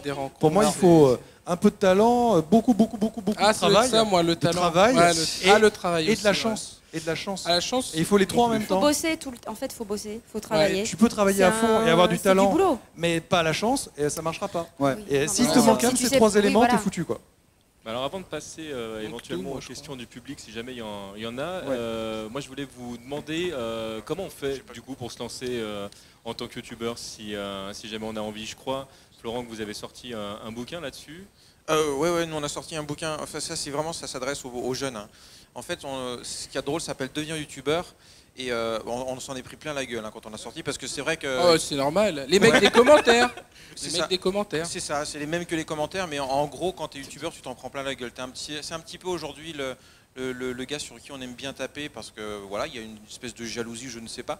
Mais bref. Les plus aimés sont les plus détestés. C'est ça. À la fois. C'est-à-dire que... Et en fait, ce qui s'est passé, c'est que moi j'ai un neveu, en fait, un jour, il avait 8 ans, 9 ans. Et je le voyais pour une fête de Noël et je lui dis tu veux faire quoi plus tard? Il me fait je veux devenir youtubeur. Mais waouh, enfin c'est bizarre, enfin c'était nouveau, tu vois. Moi je devais dire Michael Knight, il y a plus de débouchés. Mais enfin il y a des gamins ils voulaient devenir chanteur ou coiffeur ou enfin peu importe, il y a plein de boulot, mais devenir youtubeur, tu vois, c'est là qu'on prend conscience qu'il y a une évolution dans les mentalités et puis les gamins ne regardent plus la télé, ils regardent YouTube donc ils voient toutes leurs stars. Il y en a qui pleurent quand ils arrivent dans les dédicaces. On a peut-être vu toi des gens qui pleuraient. Ça m'est arrivé. Tu as eu des pleurs? Ouais, en Suisse là, j'ai eu 2-3 personnes qui ont lâché quelques larmes. Ouais. C'est fou. Pour toi. Ils avaient une conjonctivite. Et en fait, possible, il y a des allergies là-bas. Non mais c'est beau. Ce qu'on s'est dit avec ce bouquin, en fait, quand on a sorti ce bouquin-là, c'est qu'on a vu plein de gamins qui se lançaient sur YouTube. Moi, j'ai des témoignages, que ce soit de Benjamin, de Georges du Grenier, du Monde à l'envers, enfin plein de youtubeurs qui ont des centaines de milliers d'abonnés et qui nous disaient, il faut faire très gaffe parce qu'il y a des gamins, ils ont 11 ans, 12 ans, ils lancent leur première vidéo parce qu'ils ont tous une webcam maintenant partout. Les parents ne savent même pas ce qu'ils sont en train de faire et ils sont capables de faire n'importe quoi parce qu'ils ont 24 vues et que leurs copains en classe, il y en a 30, ils sont capables de faire n'importe quoi pour avoir 31 vues, quoi. Oui, on est d'accord que malgré le RGPD qui est en train de tout changer, enfin le droit à l'oubli sur Internet pour de vrai n'existe pas. Il n'existe pas. Et c'est ça en fait, on s'en est pris plein la gueule. Mais nous, ça c'est pas un truc qui vous promet de gagner 1 million d'euros dès le premier mois. C'est surtout sur ce qu'il faut faire. Il y a un autre youtubeur qui nous a proposé un truc comme ça, mais on va pas rentrer en 10 étapes. Voilà, exactement. Mais c'est surtout sur ce qu'il faut pas faire. Et c'est ça qui est important. Nous, on vend ça énormément en fait aux collégiens. Les mamans, elles arrivent dans les conventions, elles regardent, tiens, regarde, je sais pas, il s'appelle Bastien, le gamin, regarde Bastien, ça t'intéresse? Ah ouais, c'est les mamans qui l'achètent pour le gamin en fait. Et c'est elles qui vont le lire parce que dedans, on explique ce que tu disais, le droit à l'oubli n'existe pas. Et il faut vraiment faire gaffe à ce qu'on dit parce qu'on peut le regretter toute sa vie. C'est terrible en fait. Je pense vraiment que, et tu as tout à fait raison, il y a eu une étude en Angleterre qui a montré que depuis, je crois, une décennie, le métier numéro 1 que les jeunes voulaient faire, c'était footballeur. Et pour la première année, en 2017, ça a été youtubeur.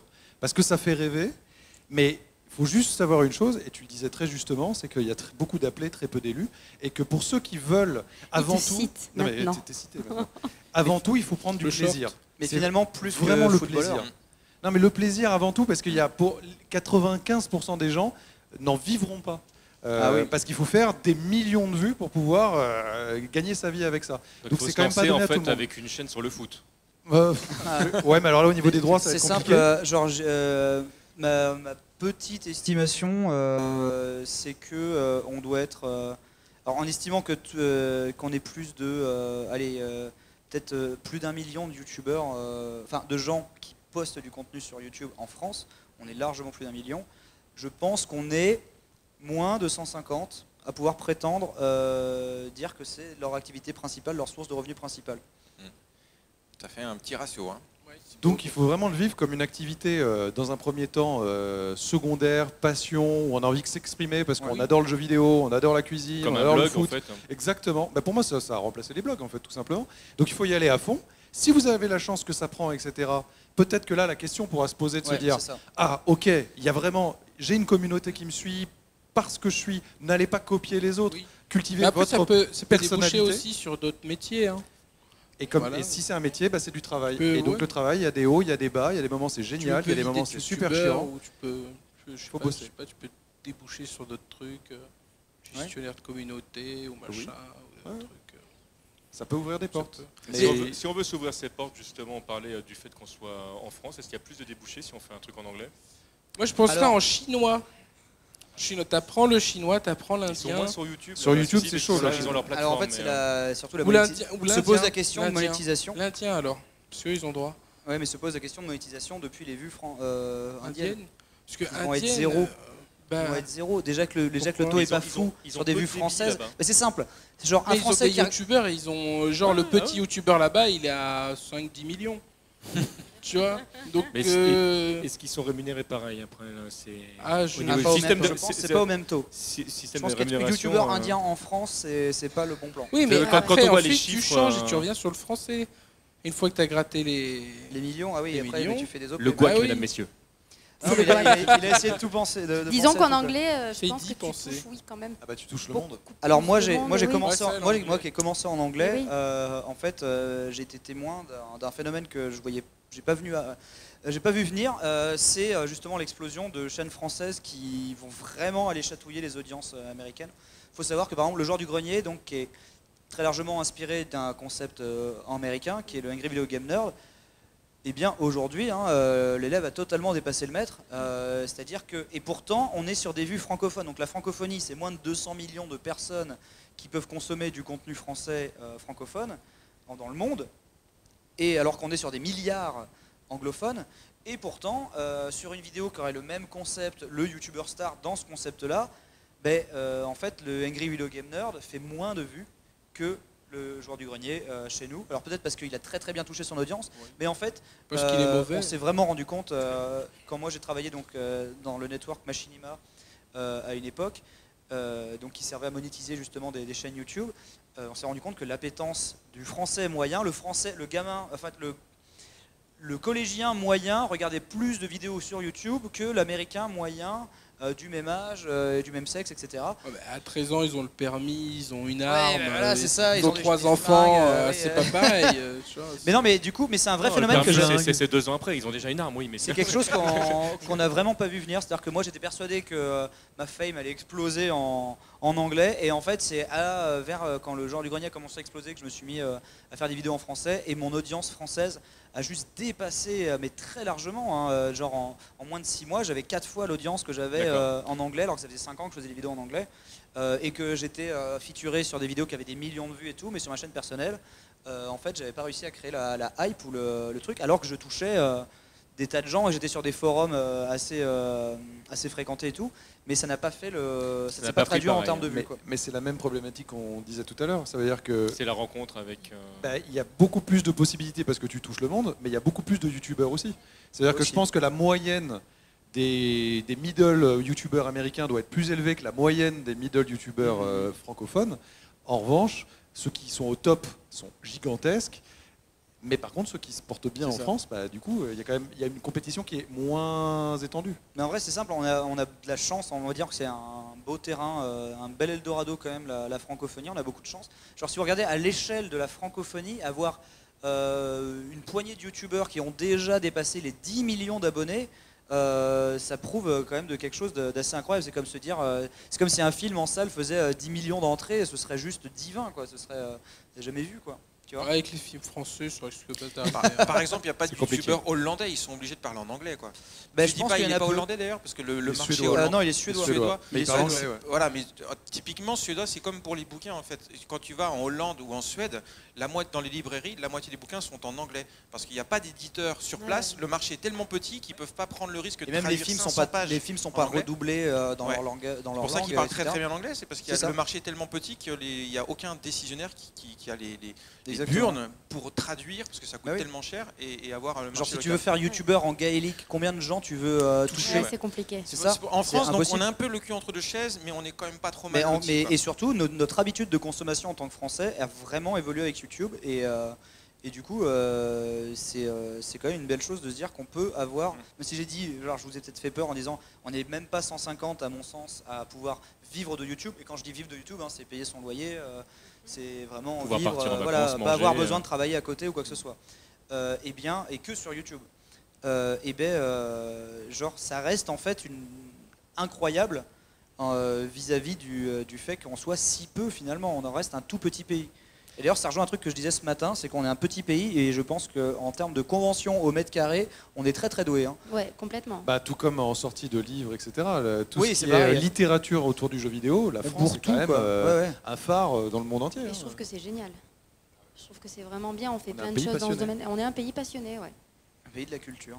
Et passionnant, j'ai envie de C'est dire. passionnant. Et on va voir si on a un public tout aussi passionnant. Est-ce qu'il y a des questions m'intéresse bien que vous avez... d'entendre Oh là là, je vois des mains qui se lèvent. Oh, Chocobo, il peut parler fort, je pense. Non, mais on va quand même, je vais quand même faire la démarche de me déplacer jusque-là.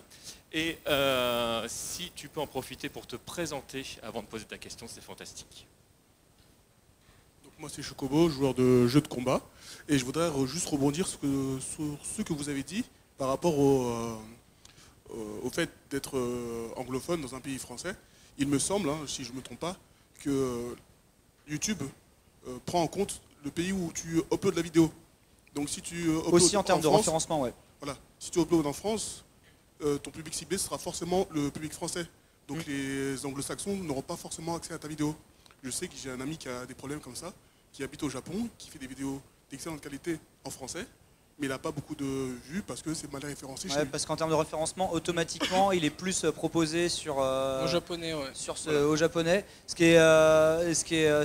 est chelou, parce que après derrière YouTube, lui, de toute façon, la rémunération sur YouTube ne fonctionne que par rapport aux vues regardées, enfin là d'où sont vues les vidéos, quoi. Donc si par exemple tout à coup mon public, donc mon petit 600 000 abonnés, étaient totalement des gens qui venaient des États-Unis ou du Canada, mais mes revenus auraient triplé, quoi.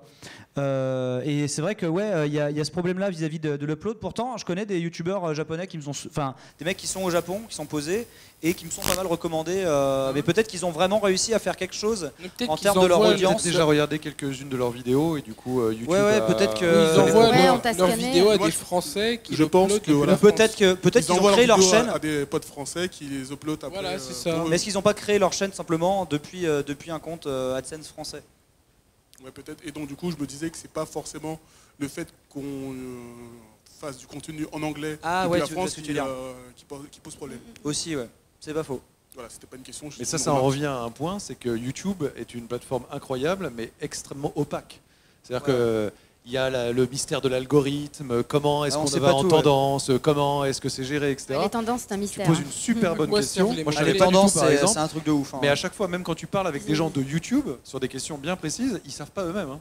Non. C'est-à-dire qu'il y a plein de trucs qui sont faits de manière un peu mystérieuse. Et encore, et ça change. On parlait des grands bouleversements de YouTube. Vous n'avez pas connu, parce que moi, du coup, là, je vais faire l'ancien. Mais fais l'ancien, allez. À une époque, justement, là, les gens sont là en mode genre maintenant, putain, faut mettre la cloche pour s'abonner. Mais il faut savoir qu'à l'époque, se loguer sur YouTube, c'était afficher ses abonnements. C'est-à-dire que youtube.com, c'était les abonnements. Ce n'était pas des tendances, ce n'était pas des suggestions, c'était tes abonnements et il n'y avait pas le bandeau sur le dessus de la publicité. Et du coup, je me souviens, on a découvert ça, j'étais à Chicago en 2009 pour rencontrer mes employeurs et mes collègues de l'époque, quoi. Et en fait, on était là genre, ah mais c'est bon, c'est le début de la fin, qu'est-ce que c'est que ces conneries, on voit pas les... Faut d'abord cliquer une fois avant de voir ses abonnements, alors que maintenant, on a les tendances et en plus, il faut recliquer pour vraiment recevoir les notifications. Et du coup, déjà à l'époque, on était paniqués comme des oufs, quoi. Ah ouais. Une autre question, pareil, si tu peux te présenter avant. Question. Salut à tous, moi c'est Benoît, j'ai 28 ans. Je reviens un petit peu sur les commentaires. Vous parliez tout à l'heure de commentaires. Est-ce que vous prenez le temps de lire tous les commentaires sur vos vidéos ou pas? Moi, oui. Pareil. Ouais, on les lit tous. Et j'essaye au maximum. Et on essaye de répondre à tout le monde. À répondre à tout le monde, ça, moi, j'avoue, j'y arrive pas. Max. Mais par contre, les commentaires que j'aime bien, etc., je vais mettre, on peut mettre un petit like, etc. Ou un petit cœur. Ou quand il y a une question vraiment sur laquelle je peux répondre, j'essaie de le faire. Mais alors ça, je pense que la vérité, c'est quand tu as 1 million de commentaires, tu as ta réponse, c'est impossible. Quand tu en as 100, c'est vachement plus possible. Et je crois que c'est aussi une vraie question quand on apprend à gérer une communauté, c'est de réussir à la faire vivre avec l'évolution d'une chaîne. C'est-à-dire que forcément, quand c'est une petite chaîne, c'est plus facile d'être proche des gens. Une chaîne comme celle de Benzaï, tu as des centaines de milliers, tu as 600 000 abonnés. Ouais. Tu dois avoir... sur une chaîne et j'en ai 260 000 sur l'autre. Tu as quasiment 1 million d'abonnés, tu dois avoir des milliers de commentaires à chaque fois. Je veux dire, réussir à chaque fois à lire tous les commentaires, c'est vraiment un full-time job. Mais quoi. c'est ça, quand tu as une petite chaîne, moi j'ai 65 000 abonnés, c'est facile de répondre aux commentaires parce que maximum j'en ai 250, 300, ce qui est déjà cool, tu vois, sur une vidéo. Mais quand tu as une grosse chaîne et que tu as 4000 Au moins, vous faites commentaires... pas semblant de pas avoir le temps, parce que moi, depuis que j'ai 10 000 abonnés et que je connais d'autres gens qui étaient à peu près à 15, 20 000 et tout, et en fait, genre, depuis que je suis sur YouTube, il y a toujours eu des mecs qui étaient genre un tout petit peu avant moi, genre à 1000, 2000 abonnés de plus. C'est genre j'ai plus le temps, je reçois trop d'emails, c'est pas possible, etc. Et donc là, en fait, c'est enfin là cette année, donc après 10 ans de YouTube, que je commence à me dire bon là, je commence à galérer pour éplucher mes emails, parce que par contre les commentaires, là, on a des applications qui sont folles, genre YouTube Studio. Vous avez tous vos commentaires en flux par vidéo, etc. Ah ouais. Moi, ça me prend. Moi, je vais faire le caca du soir. Bah, pareil, je lis 300 commentaires et s'il y en a un qui pose une vraie question, je peux y répondre comme ça. Et voilà, et ça me prend pas énormément de temps. J'ai pas besoin d'aller grappiller les trucs, d'aller les chercher, quoi. On l'a avec le smartphone, et aussi ce qu'on essaye de faire aussi, parce que ça, on trouve que c'est le plus intéressant, c'est on fait des événements communautaires IRL, régulièrement. C'est-à-dire, on va tirer au sort, on met un lien. Les gens peuvent s'inscrire, ceux qui veulent vraiment. Et là, on a une qualité de discussion parce qu'on est face à face. On essaie de prendre 50 personnes à chaque fois pour qu'il n'y ait pas trop de monde et qu'on puisse accorder du temps. Et je trouve qu'on essaye au maximum d'être... C'est pas proche de la communauté, c'est vraiment avec eux. Pour moi, on construit nos chaînes avec les gens qui nous suivent. Mais je pense que c'est vraiment super important quand tu crées ta chaîne d'être proche de tes abonnés, parce que sans eux, on n'existe pas. Sans eux, on n'existe pas. C'est pour ça que quand je vois certains grands youtubeurs qui prennent un petit peu la grosse tête, qui sont là à regarder les autres de haut, tu as envie de dire, mais tu sais, sans comme tes Squeezie, abonnés, sans les gens, non, mais il est très sympa, sympa Lucas. mais c'est vrai que tu te dis, merde, quoi, sans vous, on n'est rien. Donc il faut leur donner du temps, il faut prendre comment dire, organiser des rencontres, pour pouvoir discuter comme ça, d'humain à humain.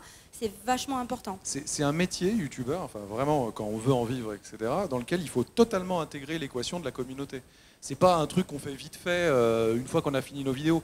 Moi, c'est ce que j'appelle le service après-vente. C'est-à-dire que la partie 1, c'est concevoir un beau contenu, le mettre en ligne, etc. La partie 2, c'est d'aller voir les gens ce qu'ils en ont pensé, discuter un peu avec eux, prendre le pouls. Il y a une zone communauté maintenant sur YouTube. C'est une sorte un peu de Twitter. Moi, je sais que très régulièrement, pour préparer mes vidéos, par exemple, je vais mettre un sondage qui va être intégré après dans une future vidéo où je vais dire, par exemple, je sais pas, ça parle de la PS4, de la Xbox One, de la Switch, je dis n'importe quoi, vous préférez laquelle? Tac, comme ça, cette réponse de ma communauté, je vais l'intégrer et ça va permettre de créer un rebond aussi. Parce que pour moi, c'est extrêmement important que les gens qui suivent la chaîne soient à l'intérieur. Et c'est pour ça que quand on a fait Caro Jus sur l'E3 et sur les prochaines conférences et ce qu'on a fait par le passé, directement, on a intégré des communications avec Skype, des joueurs, des lecteurs, je ne sais pas comment on les appelle, les viewers, les spectateurs, enfin les gens qui nous suivent, parce que j'ai pas envie qu'on soit entre guillemets en vase clos, entre nous, juste à se parler. Moi, je veux qu'on intègre les gens qui nous suivent. C'est super indispensable, à mon sens. Sinon, moi, je peux répondre. Vas-y. Du coup, moi, je réponds à tout le monde. Voilà, j'essaye. Et souvent, même, je fais des émissions où je vais répondre aux gens. Exprès, des streams où je stream les trucs et dire tiens, lui, gros porc. Ah oui, je suis gros. Boydora, forcément. Voilà, mais c'est magnifique. Du coup, on rigole tous ensemble des gens qui sont parfois. Et Karaté a eu soit le bon réflexe, soit le naturel en fait de reprendre à son compte des expressions inventées à son égard, comme Boydora. Qui est devenu légendaire maintenant, et se traiter quelqu'un de Boydora dans son stream, c'est devenu un running gag. Alors qu'à la base, c'était une insulte pour lui. Ouais, c'est ça. Et moi, ça me fait encore marrer d'y repenser, quoi, il y a des trucs d'utiliser cette strate-là. C'est ce qui compte, c'est l'amour. Hein. Bah oui, non, mais on voit que t'es plein d'amour. Merci, toi aussi. Une autre question, peut-être. Oui, bonjour, je m'appelle Guillaume, je suis un viewer de la communauté Caro Jus. Je suis là pour poser. J'ai deux questions. Déjà, est-ce que vous avez des retours sur vos abonnés démographiquement parlant? Est-ce que vous savez l'âge, le sexe, tout ça? Et la deuxième question, c'est comment vous voyez la pérennité de votre métier de youtubeur? Est-ce que vous vous dites, dans un an, je ne sais pas si j'y serai encore, dans 5 ans, ou à ce niveau-là? Alors, on n'a pas de stats personnelles. Ça veut dire qu'on n'a pas, il s'appelle Jean-Claude, Laetitia. On a toutes vos données personnelles, votre numéro de carte. En tout cas, nous, on n'a pas ça. YouTube les a probablement, mais pas nous. Nous, on a des stats globales sur la chaîne. Donc, on peut dire, il y a X% de, je sais pas, de 15 à 19 ans, etc. Nous, on voit que femmes, ou d'hommes, on a beaucoup de femmes femmes. et d'hommes. Pas mal de femmes. Donc c'est là où moi je trouve que ce qui est génial, c'est de voir que vous venez de partout. Alors essentiellement de France, mais il y en a au Japon. Vous êtes à quel pourcentage en termes de masculin-féminin? Moi j'ai beaucoup d'hommes. Non mais tu sais à peu près quel pourcentage de public. Parce qu'en fait ça a plu de dire quel pourcentage de public féminin, parce qu'en plus par défaut YouTube va cocher homme. Et donc, moi je sais que j'en ai à peu près 20%. Ah ouais, 20%. Ah ouais. Et Caro peut-être un peu plus, non? Ou... C'est à peu près. Ah ouais. On a des stats assez proches. Parce que moi je suis proche des 6%. Hein. Ouais. C'est vrai. On est très masculin. Ça sent l'homme chez moi. Mais on a quand même beaucoup de femmes dans notre communauté. Ouais, c'est bien, c'est énorme, 20% en gaming et en France. Nous on a vraiment tout de suite envie d'intégrer tous les joueurs et toutes les joueuses, quel que soit l'âge, quel que soit. Et c'est pas genre histoire de faire un grand fourre-tout, c'est que Carole elle est joueuse et elle me latte littéralement sur plein de jeux. C'est-à-dire que pour moi il n'y a pas genre les nanas elles savent pas jouer ou elles peuvent pas jouer ou elles peuvent moins parler. Vraiment.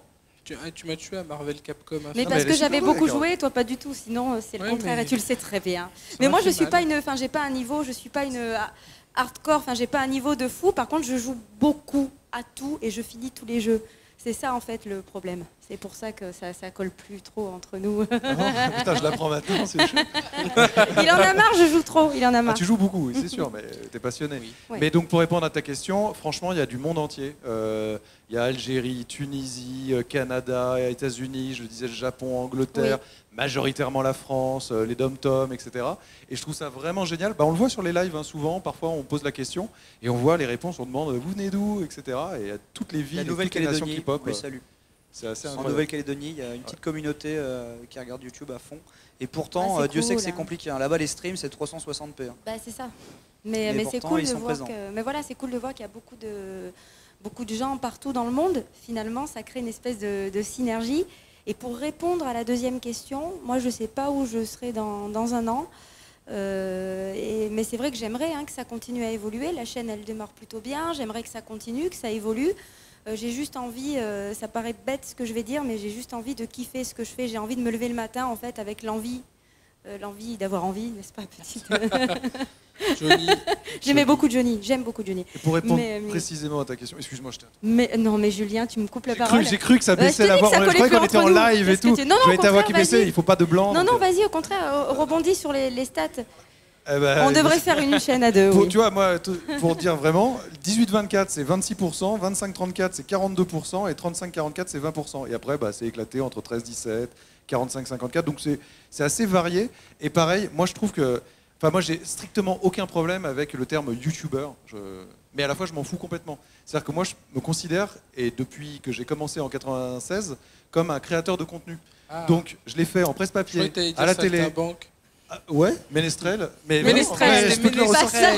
j'ai aucun problème avec ça, moi. Saltimbanque, c'est pas mal. Moi, je suis un transmetteur de mes passions, de ce que j'aime ou ce que j'aime pas.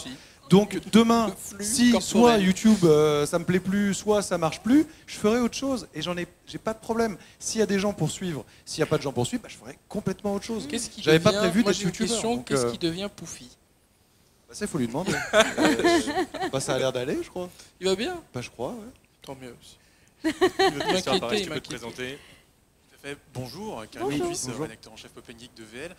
Est-ce que la monétisation restrictive de YouTube, comme on en a parlé justement avec le fait qu'il y a un rendement un peu décroissant et l'impératif de visibilité et de régularité, ne vous pèse pas au moment où vous pensez vos contenus en fait? Je pense notamment au stream de l'insomnie de Benzaï, où il faut s'interrompre régulièrement pour garantir un bon séquençage avec des épisodes, etc. Pensez le format, c'est-à-dire vraiment des vidéos de 20 minutes, pas plus, histoire d'avoir une bonne régularité sur YouTube et peut-être une meilleure rémunération aussi sur ces vidéos-là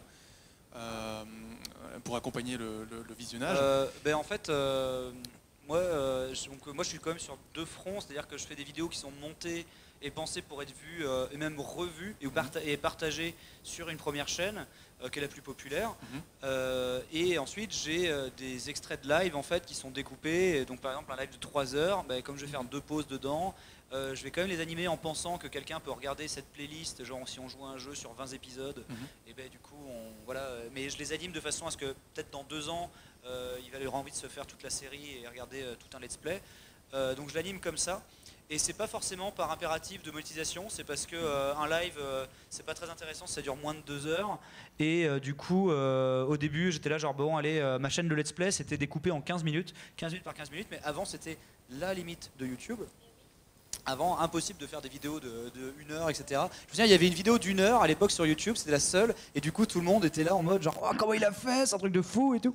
Et donc maintenant, maintenant je poste une vidéo, voire 2 par jour, qui dure plus d'1 heure sur ma chaîne.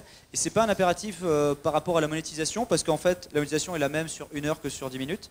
Par contre, forcément, le watch time moyen est plus important sur 1 heure que sur 10 minutes, mais c'est vraiment en termes d'animation, en fait je me fatigue à ce rythme-là, et je trouve que avant, je trouvais ça impossible de regarder une vidéo de quelqu'un qui joue pendant 1 heure à un jeu, et je me souviens à l'époque quand Diablo X9 a commencé à publier des vidéos, des sessions d'1 heure de Call of Duty, j'étais là genre mais qui regarde cette saloperie, et pourtant j'ai eu tort, tu vois.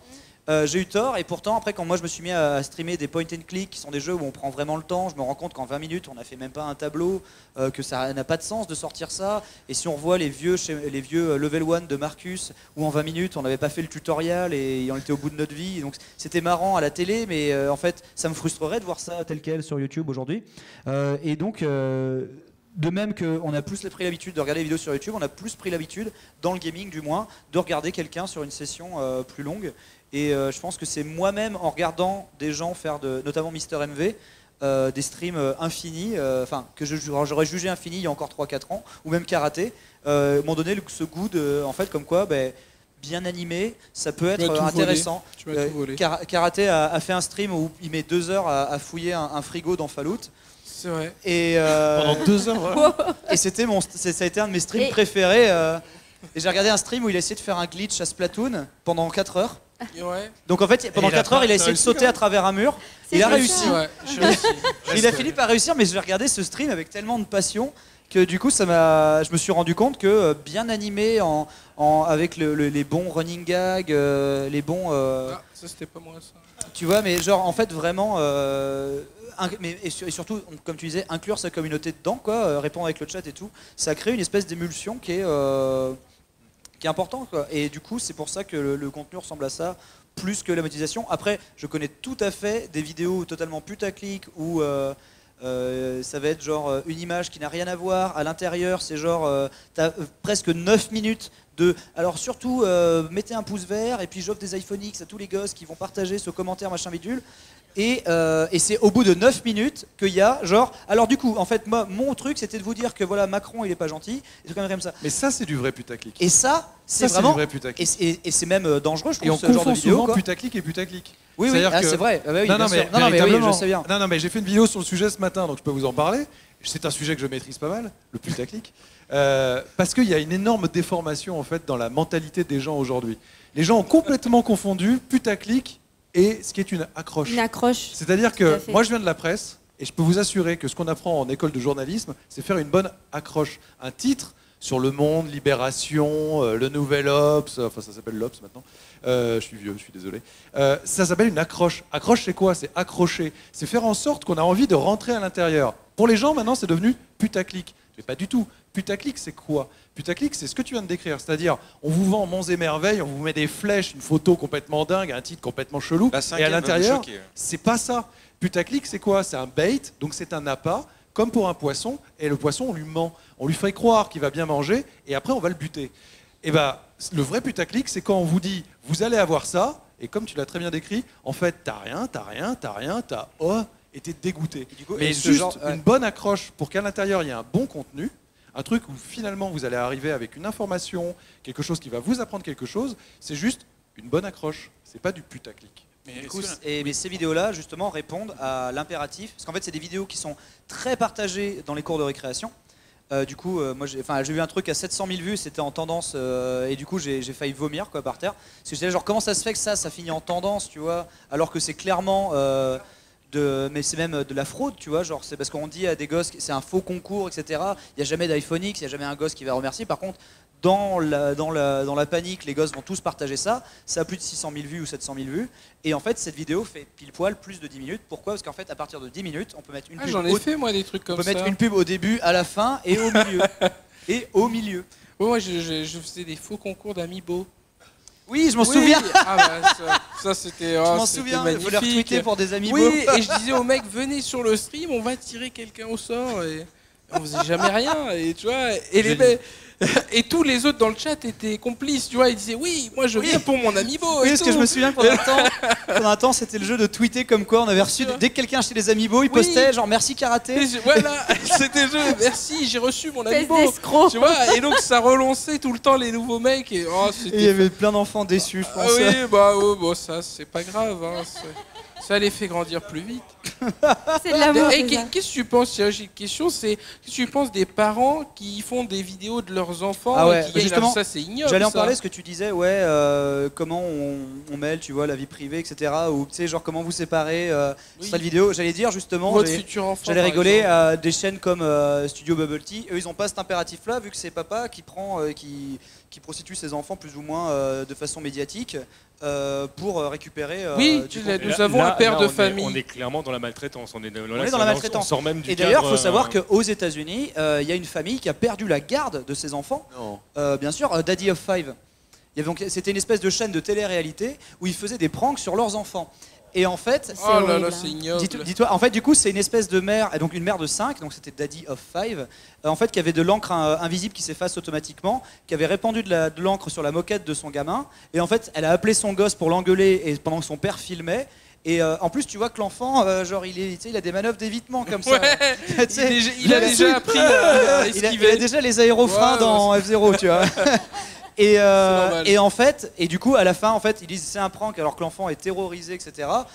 Et toute la chaîne était basée sur ça. Et ils ont perdu la garde de leurs enfants. Et là où tu vois, donc en France, on a ce truc où des chaînes YouTube de gamines qui déballent des Lego pendant des heures et il y a 3 vidéos par jour et les vidéos font 30 minutes. Et le mec a même réussi à négocier une OPSP chez DreamWorks pour aller faire une voix dans un film en emmenant les gamines au studio, etc. Et donc là, on est sur le même problème des enfants stars, etc. Il y a des enfants stars qui sont en procès avec leurs parents depuis des années parce qu'ils n'ont jamais eu les royalties. Et du coup, d'ailleurs, je sais plus quel enfant star est mort justement à cause de ça. Et la loi qui existe. Jordi. Non, c'est en fait, je crois que Jordi va bien. Mais je sais qu'aux États-Unis, il y a une loi qui protège les enfants stars qui porte le nom de cet enfant qui a été floué par ses parents. Ah, mais c'est horrible. Et du coup, je pense qu'on va arriver. Déjà, en fait, on n'a pas vécu encore. Alors, attention, ça va être glauque ce que je veux dire, mais on n'a pas vécu. Parce que là, c'était super cool là jusqu'à présent. On n'a pas vécu encore en France le premier YouTuber suicidé. Qui malheureusement est une réalité aux États-Unis. C'était un ami à moi qui s'appelait Justin Carmichael, alias Joe Wario, qui publiait des vidéos sur les jeux Famicom qu'on pouvait jouer sans connaître le japonais. C'était très bien.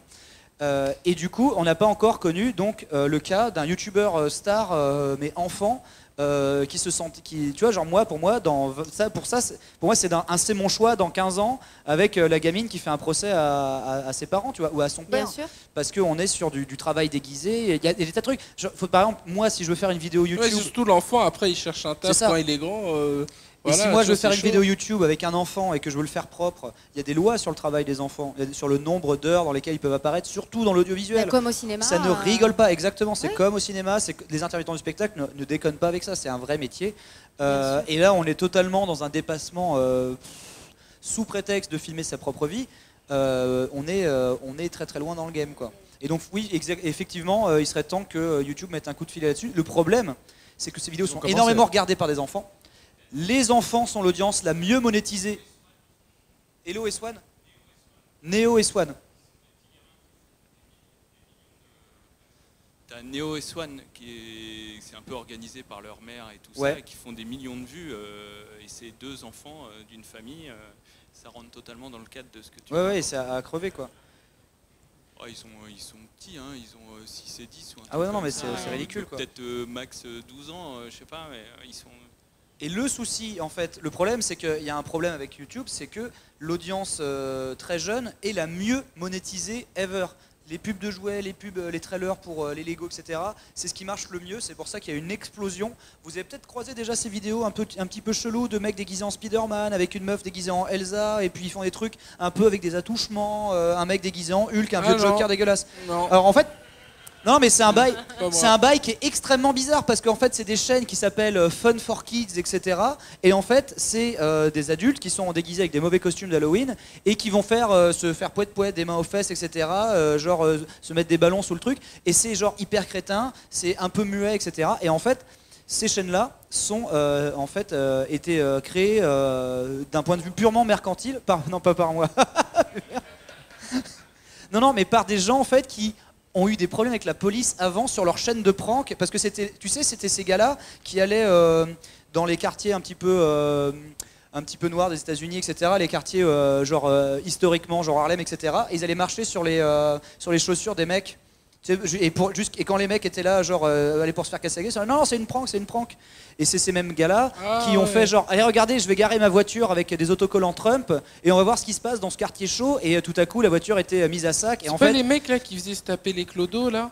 Aussi. Tu sais, ils donnaient de l'argent au clodo et le clodo il veut manger. Il y a vraiment des trucs intéressants sur YouTube.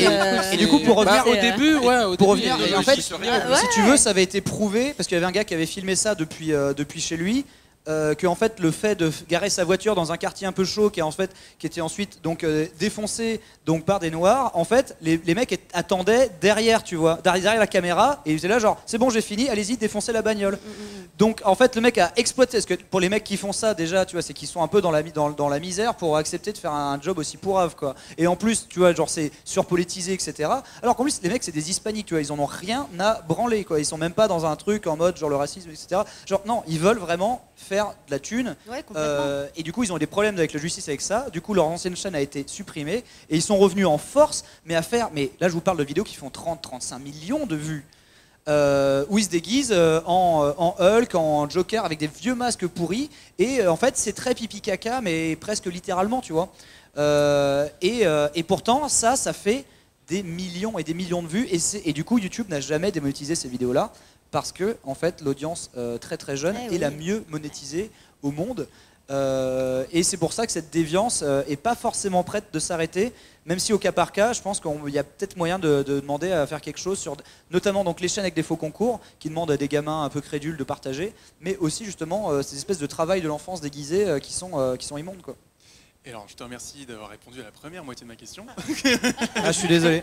Ouais, pas de problème. Non, mais t'as un peu envoyé sur la deuxième. Du coup, je vais plutôt l'adresser la deuxième moitié à Julien et à Carole, pardon, décidément. Pourquoi vous m'appelez Caroline? Moi aussi, non, mais il y a un gros. Pardon, désolé. Je m'appelle Carole, ok? Du coup, Julien.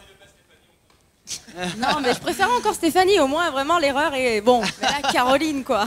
Et alors la question c'est, est-ce que cet impératif de visibilité et régularité aussi, Julien, vu que tu as été rédacteur en chef, parfois l'actualité ne va pas forcément à la même vitesse et tu as toujours cet impératif de contenu quand même? J'ai aucun impératif. Tu sais, c'est vraiment... Alors, je te laisse finir. Non, mais véritablement, alors là, je peux parler uniquement de ce que je connais, c'est-à-dire là, je suis vraiment le patron de ma chaîne. Tout comme Carole, tout comme Benzaï, etc. On n'a strictement aucun impératif, hormis celui qu'on se met. Et moi, avec mon cursus, ce qui m'intéresse, c'est l'actualité. Je peux t'assurer que je me suis dit, il faut faire des rendez-vous, parce que j'ai toujours fonctionné comme ça, en télé, etc. Je trouve que c'est le meilleur moyen. Ça n'a pas été une réflexion de se dire, il faut faire plus de vidéos, comme ça fait plus de vues, etc. Au contraire, moi je me suis dit, ok, je me donne vraiment un an, ce que j'ai fait, je veux vraiment pousser le truc pour voir est-ce que YouTube c'est viable, c'est pas viable, etc. Et donc faisons-le entre guillemets professionnellement, etc. Donc je me suis dit, je vais créer des rendez-vous, donc tous les jours à midi il y a une vidéo. Je peux t'assurer que dans le média du jeu vidéo, il y a vraiment toujours de l'actualité, il y a toujours un fait à analyser, on a toujours un jeu, une preview, une interview, un test, un live, des vidéos, on fait des vidéos traditionnelles un peu avec Benzaï, avant le 3, à la fin de l'année, etc. Podcasts, hein. On fait des rendez-vous comme ça. J'ai un format qui s'appelle le Club JV, Final Fantasy parfois, ouais, enfin plein de jeux. Donc en vérité, c'est pour ça que parfois même il y a plus qu'une vidéo par jour, parce que imagine celle du jour, je l'ai finie, et boum, il y a une grosse actu qui tombe. J'ai envie de la traiter. Et comme j'ai envie de la traiter, parce que ça me plaît en fait.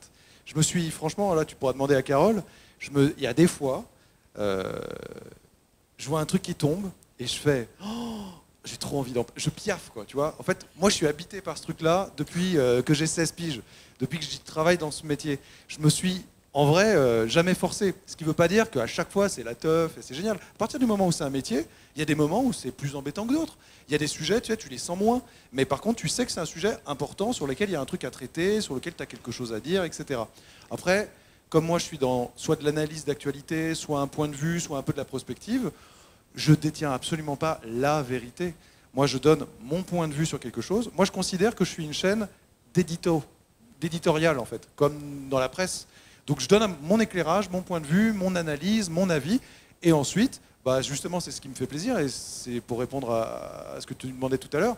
Moi, je suis content quand il y a des gens qui, dans les commentaires, ne sont pas forcément d'accord avec moi. À partir du moment où ils étayent leur point de vue, leurs différences. Parce que justement, c'est ça qui donne encore plus de diversité à l'échange et d'intérêt. C'est ce qu'on disait aussi tout à l'heure, on a une vraie liberté sur ça, c'est-à-dire que nous, on aime ce qu'on fait, donc tous les jours, on a envie de parler de jeux vidéo. Moi, je suis moins dans l'analyse que Julien, je fais surtout des previews et des tests de jeux vidéo, donc quelque part, ma chaîne est un petit peu rythmée par les sorties de jeux. Quand il n'y a pas de jeu, je peux parler aussi de rétro gaming, parce que j'aime ça, que j'ai grandi. Moi, j'ai 35 ans, donc j'ai commencé avec la NES, etc. Donc, je peux parler aussi de rétro gaming, mais c'est vrai qu'on ne se l'impose pas forcément, on le fait parce que, à partir du moment, en fait, où tu le fais par plaisir, t'as pas l'impression que c'est vraiment, tu te l'imposes comme quand tu peux travailler effectivement sur un site d'actu où il y a des news, voilà, faut newser, il y a un nouveau trailer, il y a un nouveau ceci, il y a un nouveau cela, il y a des news sur ce jeu. Là, c'est vraiment du plaisir et effectivement, on essaie de générer des débats avec ceux qui nous suivent. Effectivement, quand les gens sont pas d'accord avec nous, ça permet de pouvoir en discuter, cool, ouais. de faire d'autres vidéos, c'est plus cool. Donc, on n'a pas forcément le même rythme. Oui. On n'a pas forcément le même rythme, mais on est plutôt complémentaires, mais on ne s'impose rien. On le fait parce qu'on a envie de le faire, en fait. En plus, si tu regardes ma chaîne, tu vois qu'il n'y a pas de montage, en fait. Enfin, sauf très rares exceptions, dans des vidéos un peu plus clippées, etc. Mais la plupart du temps, 99% de mes vidéos de point de vue, c'est point in, point out. Et en fait, c'est pendant que je suis en train de parler, je rajoute des images pour que ça illustre un peu quand même, que ce soit un peu sympa. Mais du coup, je me fixe pas genre 10 minutes. Tu vois, je parle. Et en fait, j'ai quelques points, moi. Je me fais des bullet points, j'écris pas mon texte, je le lis pas, mais j'ai préparé en amont mon propos pour le structurer. Et après, je le blablate. Et en fait, vraiment, tu sais, je regarde l'œil de la caméra et c'est exactement comme si je te regarde là. C'est-à-dire que dans ma tête, en même temps, surtout quand je fais ma vidéo et que je suis tout seul, j'imagine les questions que tu ou vous pourriez poser et j'essaye d'y répondre. C'est comme ça, en fait, que je prépare au début mon conducteur. Je me dis, il y a tel argument, il y a tel contre-argument, etc. C'est ça qui va alimenter un petit peu le débat. Et donc, Kratos, qui a eu 20 Eh ben, j'ai accueilli le rédacteur en chef adjoint de jeuxvideo.magazine.com. D'accord, c'est trop. Ben non, mais pour moi, les notes, c'est subjectif. Donc, ils ont adoré ce jeu-là. Moi, je note plus sur ma chaîne. Sur ma chaîne, je fais des tests, mais je donne mon avis, je mets plus de notes. Moi, je pense qu'un 20 sur 20 sur God of War 4, c'est plus justifié qu'un 20 sur 20 pour Heavy Rain. Heavy Rain reste un monument. C'est un monument. Non, mais c'est intéressant ce que tu dis parce que en vérité. Désolé, parce que comme le temps qui nous est imparti est en train d'aller vers la fin. Pardon, on parle entre nous du coup. Je vais résumer. Alors attends, je fais juste un tout petit truc. Par exemple, la semaine prochaine, j'ai pas mal de reportages à l'étranger. Donc je vais préparer mes vidéos à l'avance parce que en fait c'est une exigence personnelle. C'est-à-dire oui, je fais ça par passion, etc. Genre tu vas le 3 En fait, on a pris tellement le goût à le faire avec les gens qu'a priori non, mais en chaussons surtout. Surtout en chaussons. En espadrille. En espadrille, encore en espadrille rose, bien sûr. Donc tu vois, par exemple, j'ai mon planning des 2 prochaines semaines. Je sais globalement lundi, mardi, toutes les vidéos que je vais faire. Mais s'il y a un fait d'actualité qui arrive, je vais changer en fait. Moi, c'est vraiment comme une grille qui peut se moduler. Sauf que si j'ai déjà publié, tu vois, je vais pas la retirer, donc je vais juste en ajouter une autre. Moi, je le conçois comme ça. Et c'est une exigence personnelle parce que justement, par rapport à ma communauté, je leur ai dit, vous allez avoir une vidéo par jour. Et en fait, c'est comme si le journal de 20h, un jour, ils n'ont pas trop envie, ou ils sont partis en reportage, donc aujourd'hui, il n'y en a pas. Et en fait, j'ai pas envie de casser cette régularité, mais plus pour un peu comme une daily routine, tu vois. Comme un truc que je m'impose personnellement, je veux avoir ce côté professionnel. Donc, j'ai promis, je tiens mon engagement. Si je peux vraiment pas... C'est une hygiène de travail que beaucoup d'entre nous n'ont pas. C'est la drogue, on appelle ça. Pareil, il faut se présenter. L'addiction. Bonjour Frédéric, dealer d'émotions. Donc le papa d'Alone in the Dark, il faut le dire. Non mais moi je suis totalement fan. J'aime bien dealer d'émotions. Je suis le plus célèbre de tous. Non mais le mec est génial. C'est juste un truc tout bête en fait, parce que moi je découvre sur Internet, c'est un peu nouveau pour moi et tout ça. Et non mais surtout il y a Carolette et Julien qui ont dispensé leur hashtag plusieurs fois. Donc dièse Caroju à première vue pour vous trouver. Comment on fait pour vous trouver sinon? Parce que là moi je vous connais pas, je suis jamais venu. Mais par contre, j'ai fait des podcasts karaté, avec... Si je tape karaté, je vais avoir un petit problème. Mais il ne faut pas l'écrire karaté. C'est Q. Voilà, c'était juste une question bête, mais j'ai envie d'aller voir ce que vous faites. Et là, je n'ai aucune idée de vous trouver. Si je tape Banzai, je vais tomber sur Galabru. Si je tape karaté... Non, j'ai compris que c'était Banzai déjà. Non, mais comme c'est écrit par là, c'est tout bête. Mais c'est juste comment je vais voir ce que vous faites. Alors, c'est très simple. Moi, c'est Benzaï, B-E-N-Z-A-I-E. Et ça se trouve relativement facilement quand même, et puis j'ai fait des podcasts avec Julien, donc c'est facile de trouver ça en flux croisé. Et karaté, en fait, c'est karaté avec un QU au lieu d'un K au début, comme si quelqu'un avait raté. Karaté. Voilà. Et c'est très facile à trouver. Mais c'est une bonne question, merci. Et d'habitude, c'est lui qui répond aux questions. Hein. Ah oui, merci. Donc on va être sur les dernières questions. Je sais qu'il y en a une là-haut, il y en a une ici. Bonsoir, donc Marc, 29 ans.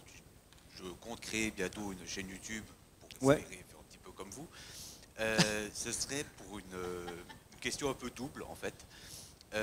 Donc on a vu les nombreux problèmes qui permettraient de ne pas vivre en fait de YouTube finalement parce que c'est assez compliqué. Mais du coup, quel a été votre déclic à la fois pour vous dire que vous alliez faire des vidéos sur Internet et le déclic du maintenant je vais essayer d'en vivre ou au moins d'arrondir les fins de mois. Alors pour moi, et je sais que j'ai cet avis-là avec le joueur du grenier, c'est qu'en fait, YouTubeur, c'est la force des choses en fait. C'est-à-dire c'est comme, il y a des gens qui vont se dire musiciens, mais parce qu'ils font de la musique à côté de leur travail. Et en fait, musicien, comme tous les métiers que j'estime artistiques ou créatifs, pour pas prétendre forcément à faire de l'art, mais tous les métiers que j'estime créatifs en fait ont toujours ce risque de où est la frontière entre je produis du contenu et c'est mon travail, c'est mon occupation, c'est ma vie. Et ben pour moi, YouTubeur, c'est par la force des choses parce que tout le monde finalement a un compte YouTube, tout le monde y a accès, mais c'est pas pour ça que tout le monde est YouTubeur et même tous les gens qui font des vidéos YouTube ce ne sont pas YouTubeur. Je pense que c'est par la force des choses que le succès. Alors, on peut travailler pour essayer d'avoir plus de succès ou pour essayer de toucher une plus grosse communauté pour que ça devienne plus sérieux, notamment avec une hygiène de travail. Mais on peut pas. Pour moi, c'est genre en fait, c'est YouTube qui décide avant tout, enfin le public tout simplement, qui décide avant tout si c'est ton travail ou pas. Et donc du coup, c'est vraiment par la force des choses. Mais c'est pas pour ça qu'on peut pas être sérieux avant de commencer à en dégager des revenus ou quoi que ce soit. Moi je sais que j'ai eu l'inspiration d'en faire notamment donc, en regardant des forums américains et c'est justement par la force des choses que je me suis rendu compte que en fait ça rapportait de l'argent, c'était monétisé et donc tiens c'est génial de toucher le premier $100 par Google AdSense vis-à-vis de ça. Et finalement est-ce que ces $100 peuvent devenir 200? Est-ce que ces $300 peuvent devenir régulier, donc je peux commencer à me dire du coup j'ai besoin que d'un autre moitié de budget, parce qu'à l'époque je pouvais vivre avec 300 €, 400 € par mois, et donc c'est... Maintenant ton train de vie a changé. Hein. Maintenant mon train de vie a un petit peu changé effectivement, mon cher karaté, c'est plutôt 300 € par jour.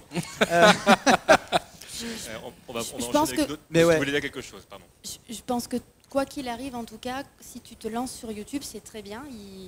Franchement, c'est un beau projet. Donc, je te souhaite de rencontrer des gens passionnants, de pouvoir parler de ce que tu aimes, etc. Par contre, il ne faut pas le faire en se disant que tu vas gagner ta vie, que tu vas devenir une grande star. Il faut le faire par passion. Il faut donner, il faut tout donner, il faut travailler. Mais je pense que à un moment donné, effectivement, comme il le dit, si tu vois que tu commences à gagner un petit peu d'argent et que tu peux aller plus loin, il ne faut pas hésiter justement à redoubler d'efforts pour pouvoir aller plus loin. Mais à la base, quand on se lance sur YouTube, je pense qu'il ne faut il faut pas non plus, faut pas rêver quoi. Parce il faut que savoir qu'il y a des malheureusement, problématiques. il existe des blasés de YouTube qui sont partis en dépression à cause de ça, qui avaient toute leur vie là-dessus. Et pour moi, c'est un faux pari. C'est comme partir dans la rue avec sa guitare, se dire je deviens chanteur à partir de maintenant, et cracher à l'industrie de la musique en se disant c'est tous des cons, etc. Et malheureusement, je connais ce genre de profil sur YouTube, quoi. Mais tu disais quelque chose, et c'est vrai quand même qu'on s'en est fait l'écho pas mal des problématiques de YouTube. Et moi, je voudrais quand même insister sur une chose, c'est que ça fait 1 an qu'on est sur YouTube. Moi, je prends mon pied de ouf. C'est-à-dire que je m'éclate vraiment. C'est-à-dire que j'ai infiniment plus de plaisir que de problématiques. Ces problématiques, elles existent. Elles nous ont frustrés. Parce que quand tu fais une belle vidéo qui marche bien et que tu vois que tu gagnes 36 centimes, mais c'est le vrai prix, hein, la vraie somme, parce que c'est totalement démonétisé, t'es dégoûté, quoi. Tu te dis, merde, en vrai, mon travail a été saccagé, quoi. Mais en vrai, on a une communauté qui s'est levée qu'on n'imaginait pas. Et vraiment, on a fait plein de rencontres IRL, on a rencontré plein de personnes, en 1 an juste, plein de youtubeurs, des petits, des moyens, des très gros. Et moi, ce qui me fait kiffer, c'est de voir que la plupart, vraiment l'écrasante majorité des gens que j'ai rencontrés, c'est des vrais bosseurs. C'est ce que tu soulignais, c'est des gens qui sont vachement concernés par les gens qui les suivent, donc les spectateurs, et qui sont... Enfin, il doit en avoir évidemment, mais j'ai vu surtout des gens qui sont habités par leur projet et qui, avant de parler d'argent et machin, ils font leur truc, ils bossent vraiment beaucoup. On parle souvent des Cypriens, des Squeezie, etc. Moi, je peux te dire, j'entends souvent parler d'eux par des gens qui les connaissent extrêmement bien. C'est avant tout des gens qui bossent de malades et qui ont bossé énormément pour en arriver où ils sont. Alors après, quand tu as énormément de millions d'abonnés, je veux dire, le truc roule plus facilement. Mais avant d'arriver à ces chiffres-là, ils sortaient une vidéo tous les 2 jours. C'était une vidéo montée, années, etc. Voilà. Bon, maintenant il est un peu plus flex. Exactement, parce que maintenant ça a réussi, tu vois. Mais avant de réussir, faut pas oublier d'où tu viens. Et tous, ils ont construit leur truc parce qu'ils étaient habités. Et ils ont commencé tout petit, en bas de l'échelle, et maintenant, c'est les big boss. Après, il y a beaucoup de gens qui pensent que, vu qu'il y a déjà des gens qui ont réussi, ça va être dur d'avoir des nouveaux, mais on voit toujours des nouveaux gens arriver. Oui, ça se renouvelle. Je suis désolé, il y a vraiment de la place pour réduit votre réponse, parce que je pense que vous avez parfaitement répondu. C'est plaisir. Il va falloir que je dise tout le monde après. C'est un peu marseillais. Et que j'ai une question juste à ma gauche, pareil, il faut que tu te présentes. Bon, Cyril Drevet. Salut Cyril. On se connaît pas mal tous. Youtubeur à la télé, en fait. Benza, c'était pour rebondir sur ce que tu as dit avec Julien sur les notes. Parce que justement, comme tu le sais, j'en ai donné quelques-unes dans ma vie, des notes. Et c'est un peu problématique parce que, comme l'a dit Julien, au final, c'est assez subjectif. Mais surtout, en plus, c'est fluctuant. C'est fluctuant dans le sens où il y a des jeux où aujourd'hui je regrette dans le passé de leur avoir donné des notes assez élevées et d'autres où je me dis effectivement ils auraient peut-être mérité un 20 sur 20 quoi. Donc Eviren, tu vois, peut-être que... c'est marrant, genre en fait tu voulais rebondir sur Eviren. Est-ce qu'un Last of Us mériterait pas plus qu'un Non, Last of Us. Mais The Last of Us il mérite un 21 sur 20. C'est très fluctuant. Et pour raccrocher, c'est très fluctuant tout ça. Et pour raccrocher au débat de là, est-ce que justement les notes c'était pas quand même très lié au magazine papier? Bien sûr. Et est-ce que justement YouTube est pas le moyen de s'en affranchir parce que sur Je YouTube, te signale que je note les jeux que je teste. Hein. Je sais Caroline. Mais, tu sais moi alors quand j'étais Cyprien Drevet. Moi j'ai rien contre les notes, bien au contraire. Franchement je trouve ça très cool. J'aime bien ça. Je trouve que c'est follement subjectif. Je pense que ça dépend aussi vachement de ton background à toi et surtout qu'est-ce que tu attends d'un jeu et d'un style. C'est-à-dire que les gens qui sont hermétiques un peu au côté roleplay, j'aime pas me brosser les dents, etc. Et Viren, ils vont envie de se suicider. Je sais que dans ce genre de jeu, pour ce genre d'expérience, c'est entre autres ce que j'aime. Alors, pas forcément se brosser les dents, mais avoir le choix, etc. J'aime pas les QTE, alors Viren. C'est foutu pour toi. Alors vous attendez des 3 avec impatience, j'imagine. Mais par contre, je suis super content de plus mettre de notes quand je fais des tests sur ma chaîne. Parce qu'il n'y a plus la pression.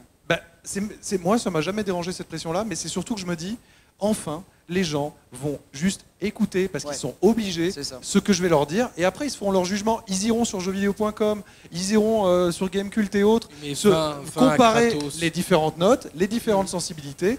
C'est à vous, de toute manière, je ne détiens pas la vérité. Je vous explique pourquoi j'ai aimé, j'ai pas aimé. Les autres, ils font la même. Maintenant, honnêtement, à vous de vous forger et de panacher votre opinion, quoi. C'est vrai que sur YouTube, on a ça, que les gens vont d'abord demander t'en penses quoi, plutôt que genre, t'aurais mis combien. Mais sinon, tu scrolles en bas.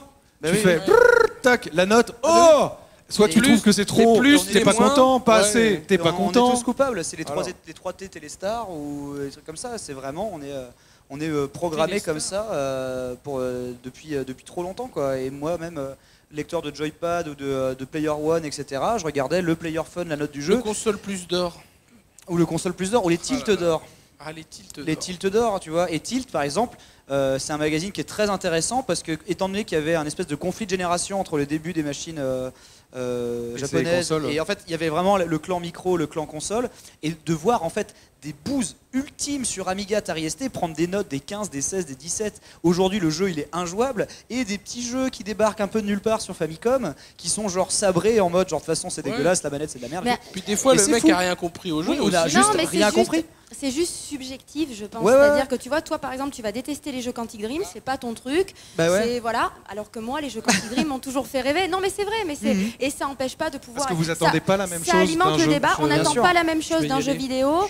Moi, ça va me faire rêver. C'est comme les gens qui adorent le multi, et les jeux qui adorent le solo. Les solos, le solo, voilà, exactement. Mais vive la diversité, c'est important justement, et ça crée le débat et ça permet. On a une longue discussion. Et on ne partira pas. Et c'était super intéressant d'en discuter justement. Je m'en vais. Voilà.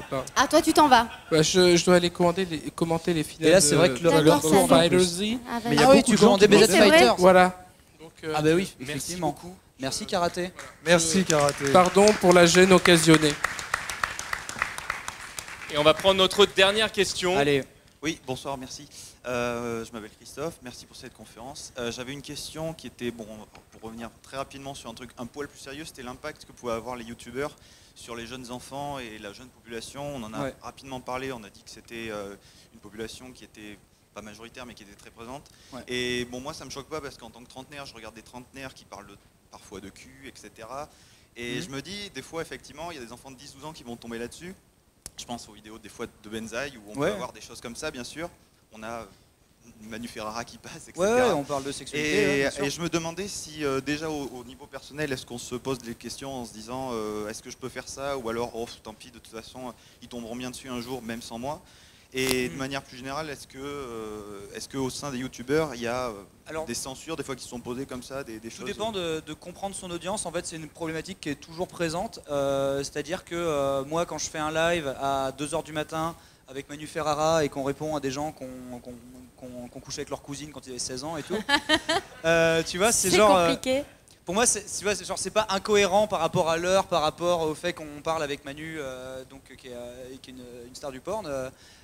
Du coup, c'est vrai qu'après, il y a la VOD sur mon YouTube, c'est marqué Peggy 18, c'est marqué Radio Libre, et mon audience, je commence à la connaître, elle est entre 18 et 25 ans. Je pense que à 12-13 ans, en fait, on peut tous faire les seins, mais en fait, beaucoup de gens écoutaient D-Fool, etc. Dans ces époques-là, et c'est pas très grave de parler de rapports sexuels ou d'éjaculation ou des trucs comme ça quand on a dépassé les 11-12 ans. Mon contenu, je sais très bien qu'il n'est pas regardé par les moins de 11 ans, ça c'est clair. On a fait souvent des comparaisons de queue avec Bob Lennon.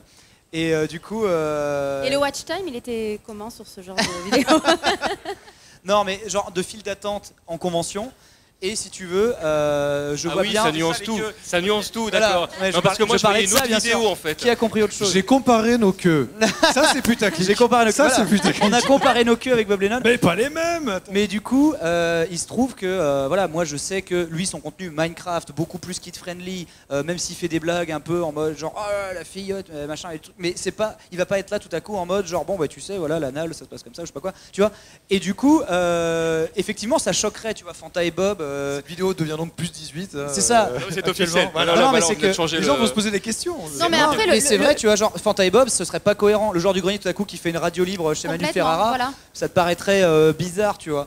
Non, mais à la rigueur, pourquoi pas si Fred est capable aussi de se détacher de son ou si Fred personnage. vient totalement en mode et pas sur sa chaîne. Mais ce qui est aussi important de dire, c'est qu'on peut pas non plus déjà. Alors, il faut connaître ton audience. Nous, par exemple, avec Julien, je sais qu'on a une audience plutôt adulte aussi, tu vois. On est plutôt dans les trentenaires, etc. Et t'es pas responsable aussi. Moi, quand je vois des parents laisser leurs gamins jouer à du Call of Duty à 9 ans ou même à du GTA, etc. On peut pas non plus tout contrôler. C'est aux parents aussi d'encadrer leurs enfants et d'empêcher d'aller sur YouTube pour regarder peut-être des vidéos qui qui vont traiter de jeux plus 18. Moi, je parle de Far Cry, je parle de God of War, c'est des jeux qui sont violents. Moi, j'aimerais pas que mes gamins regardent ce genre de vidéos, en tout cas avant 10 ans, tu vois. Et on peut pas non plus, on n'est pas les parents de tous nos abonnés. J'ai une petite anecdote avec Joueurs du Grenier, parce qu'on en parlait, sur la responsabilité en fait, des youtubeurs vis-à-vis du jeune public. J'ai un souvenir sur un salon, il y a une maman, enfin il y a un gamin qui est arrivé, qui avait 9 ans, et qui regarde les cartes, les trading cards Joueurs du Grenier qui viennent de sortir, et qui dit « Ah maman, tu peux m'acheter des cartes ?» Elle fait « Oui, bon bah pas de problème. » Et 10 minutes plus tard, elle revient, elle fait « Excusez-moi, mais je voudrais être remboursée. » Je fais « Ah bon, qu'est-ce qui se passe ?» Elle fait « Une carte Fistiland, non, pour mon fils de 10 ans, ça va pas être possible. » Ah oui, c'est vrai. Et je sais que Joueurs du Grenier, il s'en fout en fait. Il s'en fout complètement. Il s'en fout complètement. C'est-à-dire qu'il dit « Moi, je suis pas responsable de ce que les parents laissent regarder à leurs enfants. C'est un point de vue qui se tient. » Mais je pense qu'il y a quand même une responsabilité à l'image de cette anecdote. Il y a des enfants qui effectivement adorent le Joueur du Grenier sans savoir qu'il y a quand même des blagues qui sont pas de leur âge, quoi. Ouais, mais les parents, là, cette maman, elle a fait son taf en l'occurrence. Ouais. Mais bon. C'est pour ça que moi je suis pas du tout d'accord avec ce qui vient d'être dit, par exemple, de tout le monde. C'est-à-dire que pour moi, jamais ça sur ma chaîne.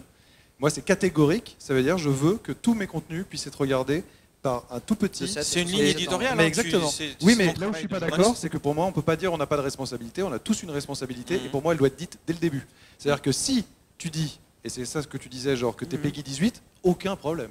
Enfin, je veux dire, si c'est dit, c'est la liberté d'expression, tu as le droit de faire ce que tu veux. Je veux dire, si tu as été prévenu avant. Par contre, je trouve qu'au détour de quelque chose, genre tu es une audience super kids et soudainement tu balances des trucs adultes, moi ça me choque. Et ça, j'aime pas.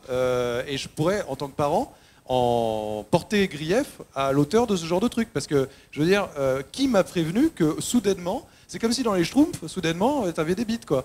Je suis désolé, à la base, c'est pas ça. C'est le cas, mais il faut que tu mettes pause. Voilà. Il y a certains dessins, on en parlera. Donc, je trouve qu'on a une responsabilité quand même. Il y a quand même d'être transparent avec les gens. Je suis vraiment désolé parce qu'on a largement dépassé l'heure. Il va vraiment falloir que je vous coupe. Mais c'est que c'était intéressant. C'était intéressant, mais je pense qu'il y avait beaucoup de choses à dire. En plus, on était très nombreux. Je voudrais vraiment remercier déjà le public d'être resté. Merci d'avoir été patient. Merci. On remercie Karaté du coup qui n'a pas pu rester jusqu'au bout avec nous. Merci à vous quatre d'être restés aussi si longtemps. C'était super intéressant ce que vous avez dit. Merci pour l'invitation. Et avec grand plaisir. Merci à Guillaume et Wael qui se baladent là-bas, qui ont réussi à organiser tout ça. Merci à la clim aussi. Voilà, vraiment bien. Au son, merci à l'image, voilà à la vidéo. Merci à vous sur Internet de nous avoir regardés. À très très bientôt. Nous on se donne rendez-vous demain pour ceux que ça intéresse, pour d'autres conférences. Merci.